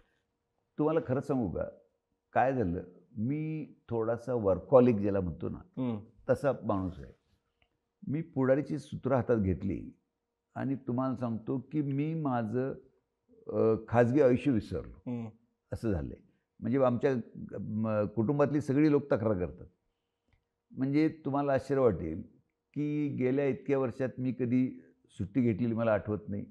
म्हणजे रविवारी देखील मी ऑफिसला असतो आणि मला म्हणजे दररोजचे पेपर वाचल्याशिवाय, म्हणजे पूर्वी तर मी म्हणजे सकाळी जो यायचा, दुपारी जेवायला जायचा, परत यायचो, नंतर रात्री 11-12 पण बातम्या सोडायच्या, मग नंतर जेवण करून परत यायचो, म्हणजे प्रिंटिंग झालेलं बघायचो आणि मग म्हणजे इवन टॅक्सी पोचली का नाही हे बघायचो, असं म्हणजे इतकं हे होतं. पण आत्ता देखील काय होतं, म्हणजे मला तुम्हाला सांगतो की मी म्हणजे तुम्ही म्हणाल तर फक्त वाचन आणि आता टी व्ही आल्यामुळं टी व्हीवर बातम्या बघणं, तर त्यामुळं ते सोडलं तर मी इतक्या क्लबचा मेंबर आहे, कोल्हापूरपासून ते मुंबईपर्यंत. पण तुमच्या माहितीसाठी सांगतो, मी कुठल्याही क्लबला एकदाही गेलेलो नाही. म्हणजे आमची मुलं सगळी हे करतात, म्हणजे ती आता क्लब मेंबर झाली त्यामुळे ती जातात, पण नातवंड जातात, पण मी गेलेलो नाही. मला फक्त म्हणजे छंद कुठला होता तर एक शिकारीचा होता, दुसरं वाचनाचा छंद अजून जोपासलेला आहे. शिकारीचा म्हणजे त्याला बंदी आल्यामुळं आता तो काही हे करता येत नाही. आता आमची कोल्हापूरची जी हौशी शिकारी आहेत ते तर मग आफ्रिकेला जाऊन तिथं शिकार करतात. पण मला आता ड्रायव्हिंगचा छंद होता, वेगानं गाडी चालवण्याचा. पण तो आता मला म्हणजे मला आठवत नाही, गेली कित्येक वर्षे मी आता म्हणजे ड्रायव्हरशिवाय मी गाडी वापरतच नाही असं. आत्ताच्या माझ्या म्हणजे दररोजच्या कामकाजात मी इतका व्यग्र आहे की मला हे माझे कुठलेही छंद जोपासायला मिळत नाहीत, ही वस्तुस्थिती आहे. बाळासाहेब, म्हणजे एकतर सत्यशोधक चळवळीचा वारसा असलेला आणि चळवळीचा वृत्तपत्र राहिलेल्या पुढारी आणि आबांपासून तुमच्यापर्यंत चालत आलेला हा वारसा. आजूबाजूला जयदेव जवळकर आहेत, लाल टोपीचे सगळे म्हणजे लाल सलाम पक्षाची सगळी मंडळी आहेत, शेतकरी कामगार पक्ष आणि काँग्रेस, आणि तेव्हा राष्ट्रवादी नव्हता पण काँग्रेसचे लीडर होते, सगळे लेफ्ट लिबरलच होते त्या अर्थानं. हा सगळा भोवताल असताना, याही विचारात असतानाच त्याचप्रमाणे बाळासाहेब हे भक्त सुद्धा असतात. ते गजानन महाराजांची पोथी वाचतात. एक होम प्रकरणामध्ये कोल्हापुरात जेव्हा सगळे पुरोगामी विरोधात होते तेव्हा बाळासाहेब त्या होमाच्या बाजूने उभे राहिलेत. हे मिश्रण असं कसं काय? खरं म्हणजे मी लहानपणीपासून तसा म्हणजे देव मानणार आहे. तर त्यामुळं देवपूजा मी करतो.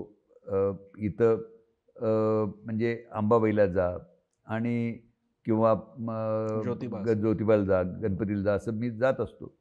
तर त्यामुळं मला असं नेहमी म्हणजे की ज्याला त्याला आपापलं जे श्रद्धास्थान आहेत ती करण्याची मुभा आहे, असं माझं प्रामाणिक मत आहे.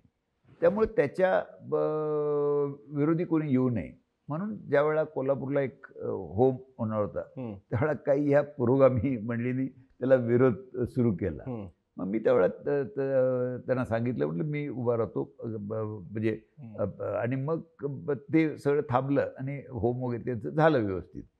पण इथे पुन्हा आता लोकांचा गैरसमज होऊ नये म्हणून, एकीकडे असे जरी बाळासाहेब असले तरी हेच बाळासाहेब अंबाबाईच्या गर्भगृहात शूद्राती शूद्रांना जाता येत नव्हतं म्हणून तिकडच्या पुजारी मंडळाच्या विरोधात सुद्धा जाण्याची तयारी दाखवणारे होते. याची तुलनाच करायची झाली तर साने गुरुजी सत्याग्रहाशी करावी लागेल. अंबाबाईच्या गर्भगृहात जाणं साधी गोष्ट नव्हती. त्यावेळी तुम्ही सगळं शिष्टमंडळ नेलं होतं, विरोध खूप होत होता. काय झालं की त्यावेळेला 1976ला मी तुम्हाला जसं सांगितलं की मी हे देवळात जात होतो. मी एकदा अंबाबाईला असंच गेलो होतो. तर एक जोडपं ते लहान मूल घेऊन ते देवीजवळ ठेवायला मागत होते. तर ते पुजारी मुनीश्वर वगैरे सगळे ते नाही म्हटले. मग मी म्हटलं का? तर ते म्हटले नाही, तो म्हणजे शूद्र आहे त्यामुळे हे करता येत नाही. मग त्यावेळेला मला असं वाटलं अरे हे चुकीचं आहे. मग मी ऑफिसमध्ये आलो. त्यावेळेला आम्ही शाहूसेना काढलेली होती. सगळ्या लोकांना बोलवलं. त्यांना म्हटलं बुवा आपल्याला हे काहीतरी करायला पाहिजे. मग त्यावेळेला आम्ही दिवस ठरवला. ते आमचे कॉर्पोरेटर अशोक भंडारी म्हणून होते. त्यांना म्हटलं अरे अशोक 5 दलित जोडपी घेऊन ये. आणि आम्ही निरोप पाठवला मंदिरात की आम्ही येतोय आणि या दलित जोडप्यांच्या हस्ते आम्ही मंदिरात अभिषेक करणार आहोत. तर साहजिकच सगळे पुजारी आडवे आले आणि ते म्हणाले मला भेटायला आले की म्हणले आम्ही येऊ देणार नाही आणि तुम्ही तसा प्रयत्न करू नका. मग त्यांनी पोलीस प्रोटेक्शन मागितलं, हे केलं.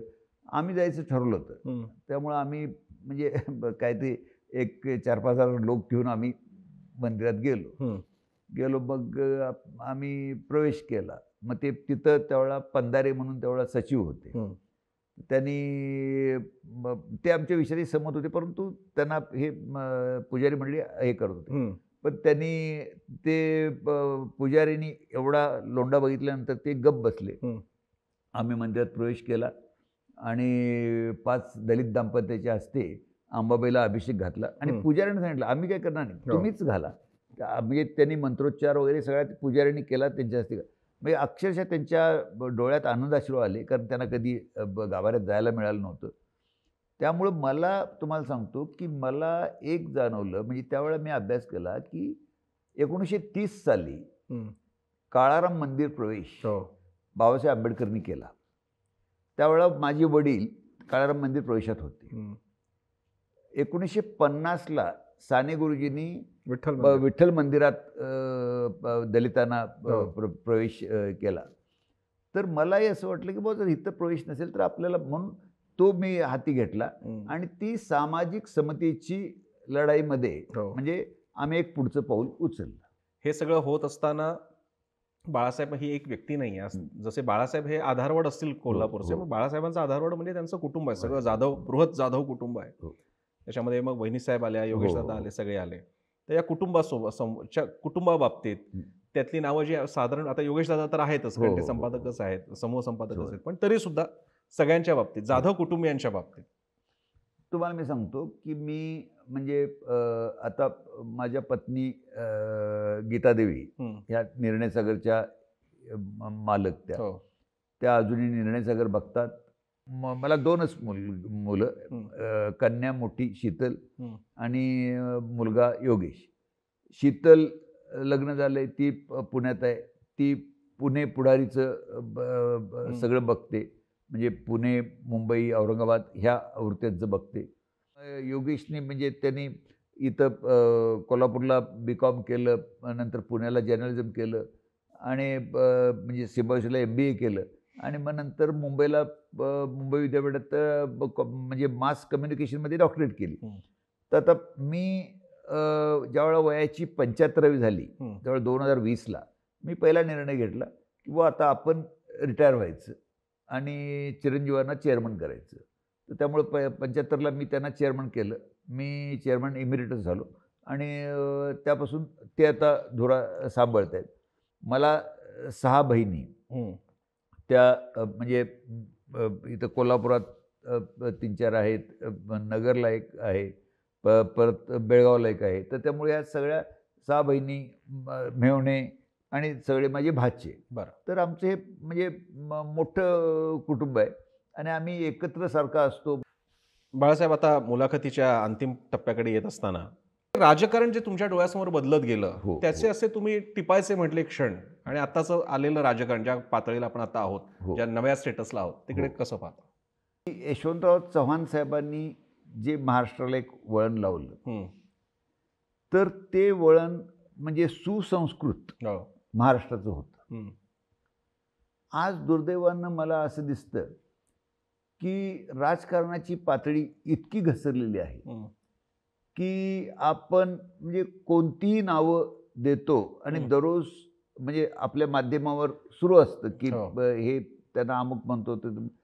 तर खरोखरच राजकारणाची पातळी इतकी खालावली आहे का, म्हणजे बौद्धिकदृष्ट्या तितकी खालावली आहे का? तसं असं माझ्यासारख्या पत्रकाराला किंवा संपादकाला असं वाटतं की म्हणजे आपलं कुठं संस्कृती होती, म्हणजे काही वेळा कुठं नेऊन ठेवला असा महाराष्ट्र, असं वाटतं की त्यामुळं म्हणजे मला असं वाटतं की येस, तुमचे वैचारिक मतभेद असतील, सगळं असतील, पण तुम्ही बिलो द बेल्ट कधी हल्ला करायचं नाही म्हणतात ना, तसं तुम्ही एक राजकारणाची संस्कृतीची पातळी ठेवून बोलावं, असं सगळ्यांनाच माझा एक विनंती आहे, सल्ला आहे.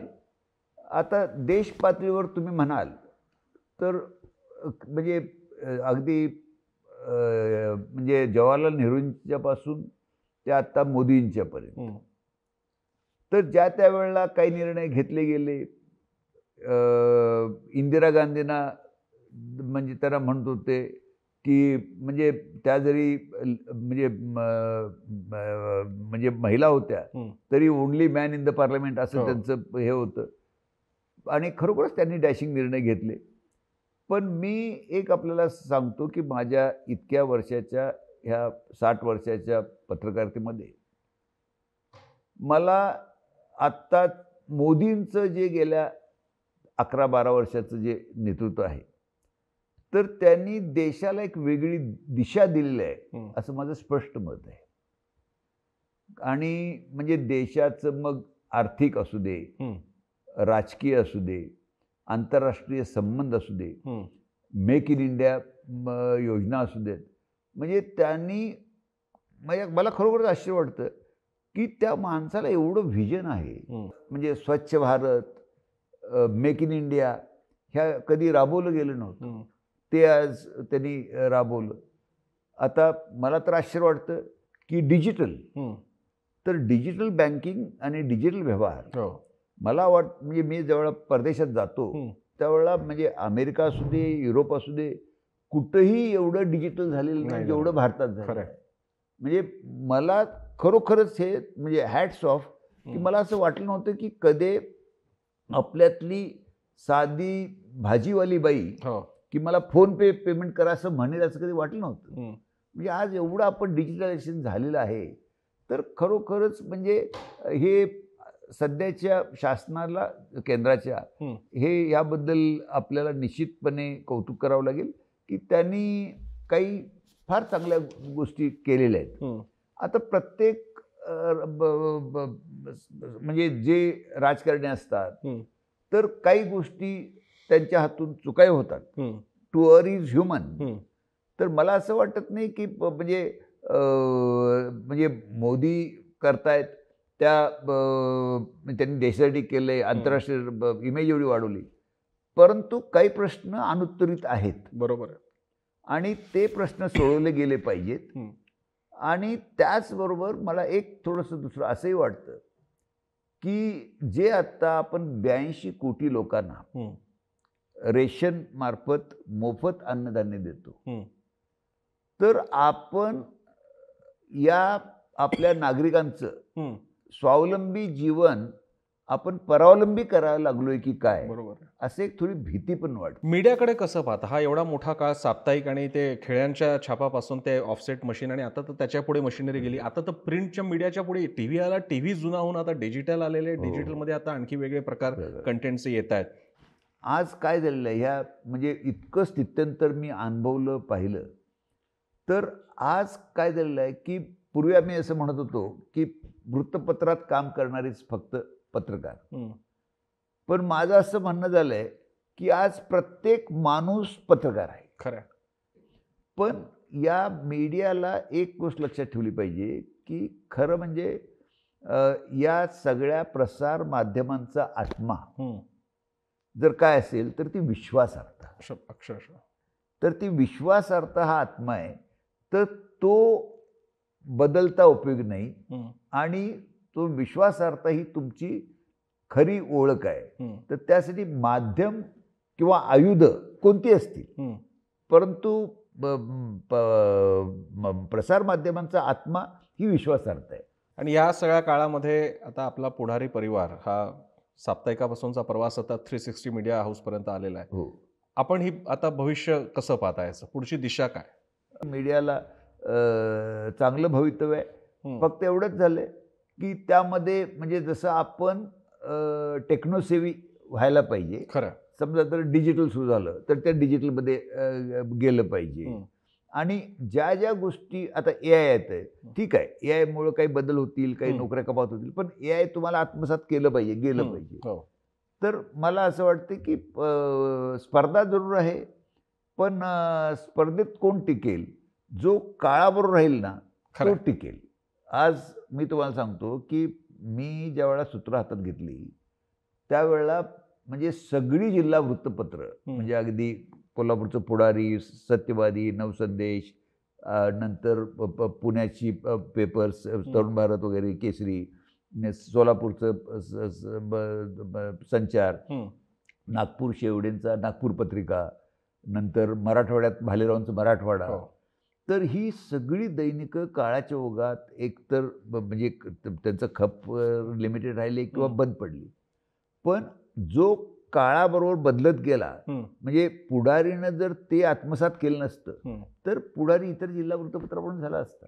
खरं. तर त्यामुळे बदल हा म्हणजे आयुष्याचा स्थायी भाव आहे हं. आणि बदल हा माणसाला केलाच पाहिजे. त्यामुळे येणाऱ्या बदलाचं स्वागताला आपण तयार पाहिजे.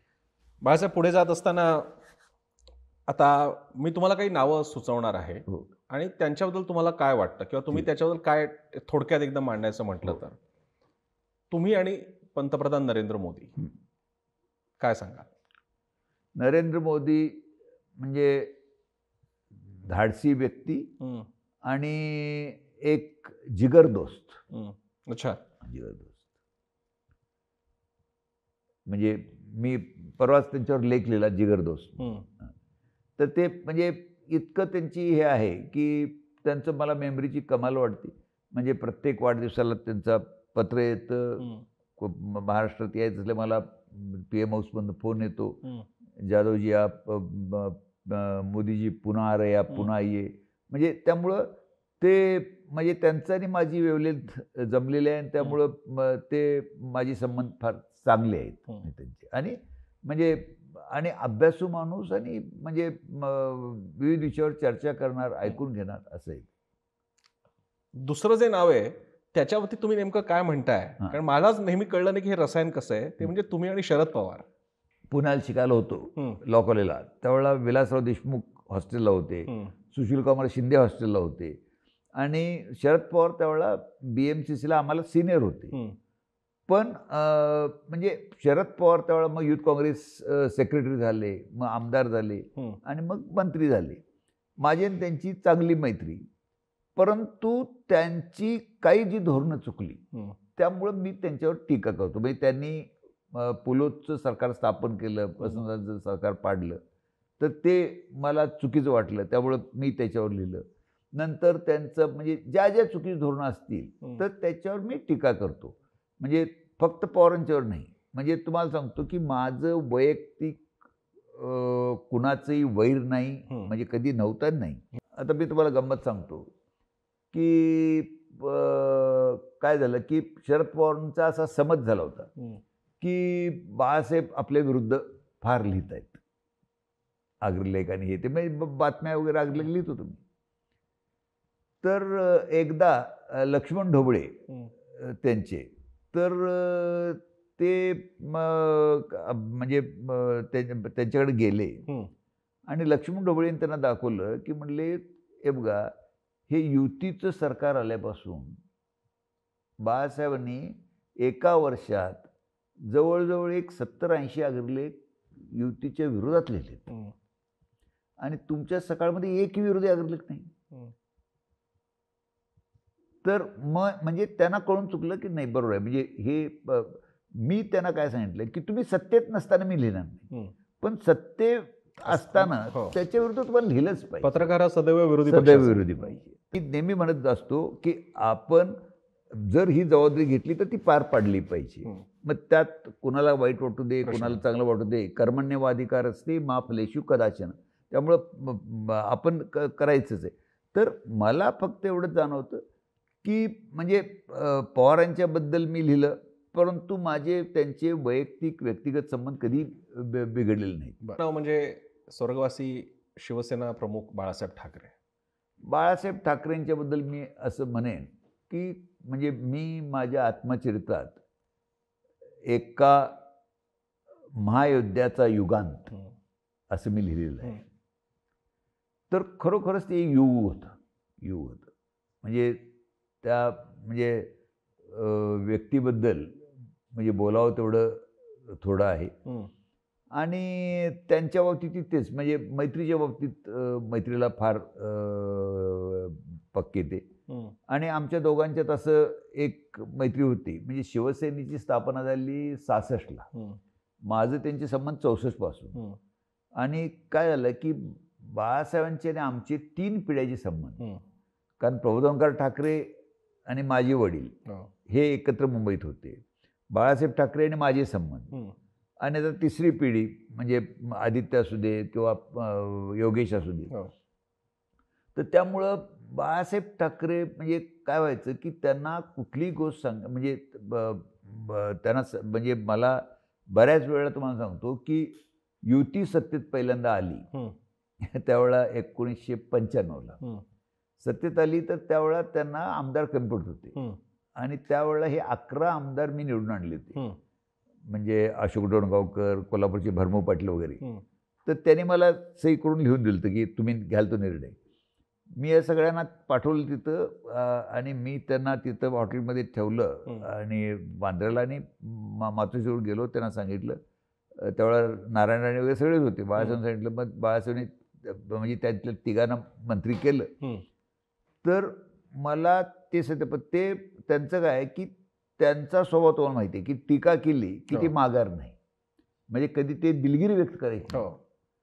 म्हणजे असे बरेच प्रसंग आले की ज्या वेळेला बाळासाहेब ठाकरेंनी फक्त मी सांगितलं म्हणून दिलगिरी व्यक्त केली, नाहीतर ते दिलगिरी व्यक्त करत नाही. म्हणजे शाहू महाराजांच्या बद्दल एकदा त्यांनी बोलले आणि सगळीकडं हे पेटलं, शिवसेनेच्या कार्यालयावर हे सुरू झालं.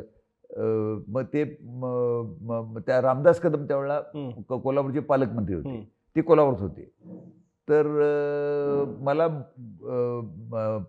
आपले मुख्यमंत्री जोशी आणि पंत म्हणजे मनोहर जोशी आणि तुमचे गोपीनाथ मुंडे ह्या दोघांचा फोन आला की मला म्हणले, अहो ते बाळासाहेबांनी असं असं महाराजांच्यावर टीका केल्याच्या आणि तुम्ही जर त्यांना तुम्ही त्यांच्याशी बोलला. तुम्ही म्हटलं तुम्ही आधी जाऊन भेटा आणि मग मी बोलतो. मग ते जाऊन भेटले ते काही नाही म्हणले, मी कधी अशी माफी मागत नाही, दिलगिरी व्यक्त करत नाही. मग त्यांनी मला फोन केला, आम्ही प्रयत्न केला, आता तुम्ही करा. मग मी इथनं फोन केला त्यांना. तर मग ते राजी त्यांचा हे होता PA. तर मी म्हटलं अरे मग मी बोललो, म्हटलं बाळासाहेब तुम्ही असं असं माफी मागितली पाहिजे. तर ते मला म्हटले तुम्हाला माहिती आहे की मी कधी कुणाची माफी मागत नाही. तर म्हटलं दिलगिरी व्यक्त. मग मी त्यांना सांगितलं की म्हटलं बघा राजकारणात 4 पावलं पुढं चालायला लागतात, कधी 2 पावलं मागे यावे लागते. तर तुम्ही शाहू महाराजांच्याबद्दल तुम्हाला आदर आहे, तुम्ही का तर नाही म्हणले, ते दादा काय बोलले ते मी सांगितलं, पण ठीक आहे म्हणले त्या लोकांचा काही गैरसमज झाला असेल तर माफी मागायला काय, दिलगिरी व्यक्त करायला अडचण काय. मग मला म्हणले ठीक आहे असं करा, तुम्हीच मला लिहून पाठवा. मग मी कोल्हापुरात तयार केली दिलगिरी आणि त्यांना फॅक्सवर पाठवली. मग त्यांनी बघितलं, त्यांच्या ठाकरी भाषेत काही बदल केले आणि म्हटले हे आता प्रेसला द्यायला सांगा. मग रामदास कदमला मी बोलवलं, म्हटलं रामदास हे तुम्ही प्रसिद्धीला द्या. तो म्हटलं नाही नाही अहो ते बाळासाहेब कधी ठाकरी मागत नाहीत साहेब, म्हणजे माफी मागत नाही. आणि म्हटले मी हे देणं शक्य नाही. मग म्हटलं ते बोला तुम्ही. मग त्यांनी फोन घेतला, ते राजे होता. मग ते राजेला मग बाळासाहेब बोललेच नाहीत. तर बाळासाहेबांनी त्याला निरोप दिला की बाळासाहेब जाधव आणि बाळासाहेब ठाकरे दोन नाहीत, ते सांगतायत ते तू कर. मग ते त्यांनी मग दिलं प्रेसला, प्रेस घेतली आणि मग ते सगळं शमलं, म्हणजे ते थांबलं. मग ते पण ते म्हणजे त्यांचे म्हणजे पत्रकारांच्यावर टीका केली त्यावेळी असंच माफी मागायला तर नव्हते. पण म्हणजे एक तो म्हणजे त्या काय असं होतं की त्यांची ती जिद्द आणि त्यांचं हे म्हणजे करिश्मा वेगळा होता. आणि पण त्यांना पटलं तर ते ऐकायचे पण. आणि एक माझं तुम्हाला सांगतो की म्हणजे माझी त्यांची वेवलेंथ इतकी जमलेली की कधी ते मी सांगितलं आणि त्यांनी ऐकलं नाही. म्हणजे आणि बरं मी त्यांना माहीत होतं की हे कुठलं पद मागायला कधी येत नाही, उलट ऑन द कॉन्ट्री नको म्हणतात. तर त्यामुळे ते मला नेहमी म्हणजे एक गमतीचा किस्सा सांगतो की ते युती झाल्यानंतर कोल्हापूरला आले. मग आल्यानंतर अंबाबाईला गेले, ऑफिसमध्ये आले आणि घरी जेवायला. ते मीनाताई, उद्धव ठाकरे, रश्मी ठाकरे सगळेच होते. तर ते बाळासाहेब नेहमी त्या कृत्रिम वाघाच्या चमड्यावर बसायचे. मग मी त्यांना सांगितलं कोल्हापूरला आल्यावर तुम्हाला देतो. मग कोल्हापूरला आल्यानंतर मी त्यांना वाघाचं एक कातडं दिलं. म्हटलं बाळासाहेब तुम्ही आता हे वापरत चला. बरं म्हणले. मला म्हटलं ते शिक्का वगैरे म्हटलं आहे, काय प्रश्न नाही, वन खात्याचा आहे. मग ते गेले मुंबईला. मग मी नंतर एकदा मातोश्रीवर गेलो. तर काय आलं की ते म्हणजे ते कातडं त्याने उलटं ठेवलं, म्हणजे पाठीमागं पुढेशी पण पाठीमागं मुंडकं ठेवलं. तर मी म्हटलं बाळासाहेब हे असं का तुम्ही ठेवले बसलाय. तर ते त्यांचा स्वभाव मिस्किल ना. ते म्हणले हा तुमचा कोल्हापूरचा वाघ फार चावट आहे म्हणले. तर म्हणले हे बघा, बरं त्यांचं घरात वेश कसा असायचा की भगवी लुंगी आणि भगवा झब्बा. ते म्हणले त्या लुंगीतनं त्याच्या मिशा मला टोचायला लागले. ते म्हणले तुमचा वाघ फार चावट आहे. तर मी म्हटलं अहो बरोबर आहे, परंतु एक काम करा. मग त्यांच्याकडे तो थापा म्हणून आम्हाला जे सर्व करायचं, थापा म्हणून कुक होता नेपाळी, त्याला म्हटलं थापा कैची लाव. मग त्याने कैची आणल्या. मग मी त्या मिशा कमी केल्या आणि म्हटलं सरळ ठेवलं. तर म्हणजे त्यांचं म्हणजे आता तुम्हाला सांगतो दुसरा किस्सा की त्यांना एकदा ते कोल्हापूरला आले. कोल्हापूरला आल्यानंतर त्यांनी इथं अंबाबाईला गेले, येता घरी मायडा आले. त्यांनी एक तिथलं थोडंसं शिवलिंग एक आणलं होतं. तर मला म्हणलं हे बघा मी अंबाबाईच्या मंदिरातनं घेतलं मातृलिंगाबद्दल. तर मी म्हटलं, बाळासाहेब कशाला घेतलं, 3.5 शक्तिपीठापैकी आपण परत देऊया. नाही नाही म्हटले, मला एखादी गोष्ट आवडली तर ती मी घेतो म्हटले. मग त्याने हातातली रुद्राक्षाची माळ दाखवली. म्हटली, ही एका मंदिरातनं घेतलेली आहे बघा. मग आम्ही गप्पा मारत बसलो, जेवण झालं, ते गेले. आणि नंतर काही महिन्यांनी मीनाताईन ते फार्म हाऊसला गेले आणि त्यावेळेला मीनाताईंची गोळी विसरली आणि मीनाताईंचं निधन झालं. तर मी भेटायला गेलो. मग मी त्यांना म्हटलं की आपण ते परत करूया. पण ते नाही म्हणले, तर तसं काही नाही. मग नंतर मग काय झालं की आणखी काही महिने गेले आणि बिंदा त्यांचा मोठा मुलगा, तर तो पुण्याहून येत असताना त्याचा ॲक्सिडेंट झाला. मग मी परत भेटायला गेलो. मग मी परत त्यांना सांगितलं, बाळासाहेब, तर त्यावेळेला मात्र त्यांना ते पटलं. मला म्हणले, मग तुम्ही कधी कोल्हापूरला यायचं मला सांगा, मी येतो. मग मी इथं आलो, त्या सगळ्या मुनीश्वरांना बोलवलं. तर म्हटलं, तुम्ही दिला कसं? ते म्हटलं, तिने मागितलं, मी नाही कसं म्हणायचं. मग ते आले. मग त्यावेळेला शालिनी पॅलेस हॉटेल शामराव चोगले होते. मग आम्ही रात्री बसलो, सगळ्या पुजाऱ्यांना बोलवलं. मग दुसऱ्या दिवशी जाऊन ते शिवधनुष्यबीने सोन्याची करून दिली होती आणि ती वस्तू दिली. मग त्यानंतर मात्र मला म्हणले, आता मला ह्या जबाबदारीतून मोकळं झाल्यासारखं वाटतं. म्हणजे पर्सनल इतक्या हे गोष्टी माझ्या त्यांच्या आहेत ना, की म्हणजे ज्या अनटोल्ड स्टोरीज म्हणतो तशा, म्हणजे घरातल्यांना देखील माहीत नसल्या अशा हे आहेत अंतस्टोरी. आणि या ह्याच्यातलं शेवटचं नाव म्हणजे आत्ताचे विद्यमान मुख्यमंत्री देवेंद्र फडणवीस. नाही, देवेंद्र फडणवीस, मी तुम्हाला सांगतो की मला आज त्यांचं एक कसं आहे, अभ्यासू माणूस. म्हणजे त्यांनी म्हणजे एक तर काय की ते स्वतः वकील आहेत, त्यामुळे प्रत्येक प्रश्नाची जाण करून घेतात. तर त्यामुळं as a administrator he is very good. आज फक्त काय होतं तुम्हाला सांगू, त्यांना म्हणजे बहुजन समाजाचा नाही म्हणून काही लोक विरोध करतात. ते चुकीचं आहे. पण मी तुम्हाला सांगतो की आज चांगलं शासन चालण्याबाबत म्हणजे देवेंद्रांचा हात कोणी धरणार नाही. कदाचित म्हणजे मला असं वाटतंय की ते आता इथं मुख्यमंत्री म्हणून आहेत, केंद्रात मंत्रीपद त्यांना मिळेल. फक्त मला एकच वाटतं की त्यांनी म्हणजे थोडासा जनसंपर्क अजून वाढवला पाहिजे. माझे शेवटचे आता 2 प्रश्न आहेत. त्यातला एक म्हणजे, जसं आपण सुरुवातीला कार्यक्रमाच्या मी म्हणालो की पत्रकार आणि वृत्तपत्र हा इतिहासाचा कच्चा खरडा असतो. पण जर का समजा तुम्हाला संधी मिळाली टाईम मशीनमधून मागे जायची, कितीही तुम्हाला जेवढं मागे जायचं तेवढं जाऊ शकता, तर अशी कुठली 1 किंवा 2 घटना की ज्या तुम्हाला बदलायला आवडतील? मग त्या तुमच्या व्यक्तिगत आयुष्यातल्या असतील किंवा समाजकारणातल्या असतील, अशी एखादी घटना? म्हणजे निर्णय सागरची जी माझ्यावर जबाबदारी पडली, ही जर पडली नसती, 5 वर्ष तुमची तिथे गेली, 6-7 वर्ष फार गेली, आणि ती मला घटना जर झाली नसती ना, तर म्हणजे पुढारीचा जो आत्ताचा ग्रोथ आहे ना, तो फार आधी झाला असता. सामाजिक क्षेत्रातला एखाद दुसरी घटना निवडायची झाली तर जी तुम्हाला बदलता येईल इतिहासात मागे जाऊन? मला वाटतं बेळगाव कारवारचा निर्माण झालेला सीमा प्रश्न, हा माझं स्पष्ट मत आहे की ज्या वेळेला महाराष्ट्राचा मंगल कलश यशवंतराव चव्हाण साहेबांनी आणला, त्याच वेळेला जर त्यांनी म्हणजे निश्चितपणे मिळालं असतं, जर त्यांनी त्यावेळेला हा सीमा भाग जर महाराष्ट्रात घेतला असता, तर सीमा भागातल्या लोकांच्यावर जी गेली 60 वर्षे अन्याय होतो तो झाला नसता, आणि या सीमा भागातल्या लोकांची परवड होती ती परवड झाली नसती, आणि तो भाग महाराष्ट्रात आला असता. मग दुसरं एक मला सांगतो की इतिहासातलं जर विचाराल तर मला असं वाटतं की शिवाजी महाराजांचं जे कर्तृत्व होतं, तर शिवाजी महाराजांच्या नंतर संभाजी महाराज देखील तेवढेच शूर होते, योजक होते, चांगले राज्यकर्ते होते. मला असं राहून वाटतं की जर संभाजी महाराजांनी ती अटक टाळली असती, म्हणजे त्यावेळेला त्यांना लोक सांगत होते की तुम्ही जा रायगडावर, पण त्यांनी ऐकलं नाही, तर ती झाली असती तर इतिहास बदलला असता. अगदी.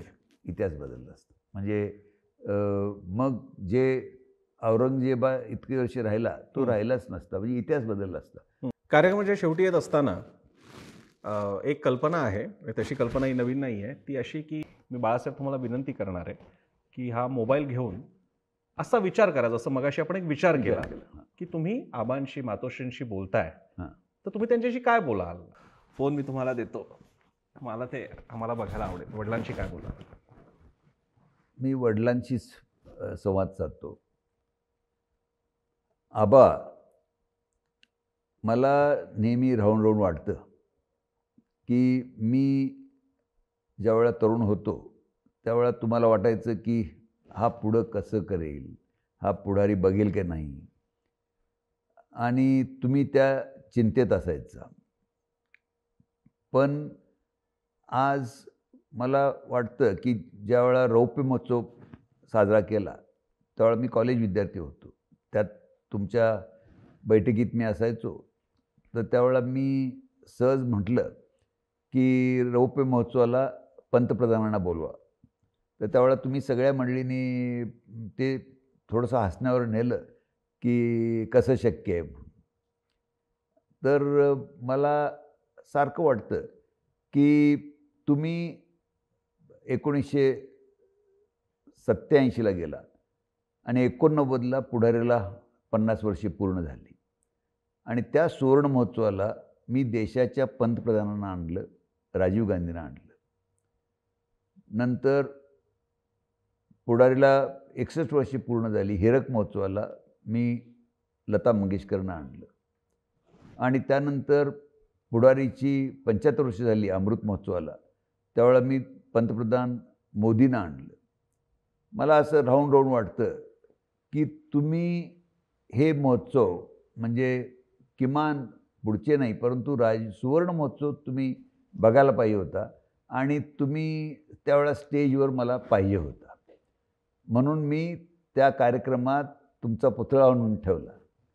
तर ही खंत माझ्याकडे आहे, आणि त्यामुळे मला नेहमी वाटतं की तुम्ही जिथं असाल तिथून जे काही मी केलेलं आहे, वाढवलं आहे, हे बघावं आणि तिथून मला तुमचा आशीर्वाद मिळत राहावेत असं वाटतं, तुमची आणि आईंची. जाधव साहेब, मुलाखतीच्या शेवटी नेहमी तर औपचारिक प्रश्न असतो, मग त्याला तुम्ही उत्तर देता, पण त्याच्याऐवजी एक वेगळा प्रयोग म्हणून मुलाखतीच्या शेवटी तुमच्या जीवनाचं सार, तुमच्या विचारसरणीचं सार सांगता येईल अशी एखादी कविता, शेर असेल किंवा काही संदर्भ असेल, असं काही छान तुम्ही सांगून आपण या मुलाखतीला या सुंदर वळणावरती मग समाप्त करूया. मला असं वाटतं की म्हणजे तरुण पिढीला की बरेच जणांना असं वाटतं की आपल्याला यश आलं नाही, पण माझं म्हणणं असं आहे की कष्ट केल्याशिवाय तुम्हाला यश मिळणार नाही. आणि माणसानं म्हणजे थकता उपयोग नाही, कष्ट हे केलेच पाहिजेत. म्हणजे मी या वयात देखील म्हणजे बरीच जण मला म्हणतात की म्हणजे कुणाला शुगर असते, कुणाला ब्लड प्रेशर असतं, प्रत्येकाला आजार असतात, पण त्या आजारावर मात करून म्हणजे माझं उलट सांगणं असं आहे की तुम्ही त्या आजाराचं कौतुक करत बसला तर तुम्ही आजारीच राहणार, पण त्या आजाराकडे दुर्लक्ष केलं तर तो आजार निघून जाणार. तर त्यामुळं तुम्ही तुमच्या कामावर कॉन्सन्ट्रेट करा असं माझं म्हणणं आहे. मी म्हणजे मला एक शेर असा आठवतो, जरूर. सफलता का सफर कांटो भरा जरूर है. सफलता का सफर कांटो भरा जरूर है, पर हर सुबह का सूरज अंधेरे से लढकर आता है. खरं.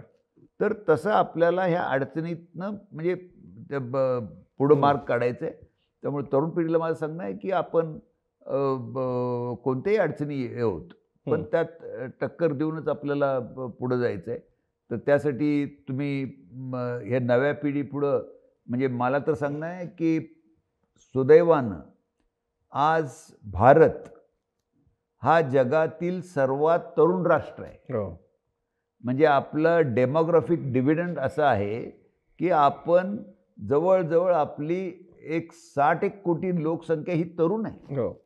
तर त्यामुळे या तरुणांच्या पुढं त्यांनी जिद्द सोडता उपयोग नाही. खरं. तर जिद्दीनं पुढं जावं असं माझं आपल्याला सगळ्यांना आव्हान आहे. बाळासाहेब, आपण या आपल्या इतक्या विस्तृत कालखंडाचा आपण आढावा घेतलात. म्हणजे तुमच्या आत्मचरित्राचं जे नाव आहे सिंहायन, तसंच हे सिंहायन झालेलं आहे. प्रेक्षकांना सुद्धा विनंती आहे की बाळासाहेबांचं हे सिंहायन हे आत्मचरित्र, जे कदाचित मराठीतलं इतकं विस्तृत पृष्ठसंख्या असलेलं पहिलं आत्मचरित्र असावं. आपण वेळेला त्यासाठी आभार आणि तुम्हाला आभारी आहे. शुभेच्छा सुद्धा. आभारी, थँक्यू.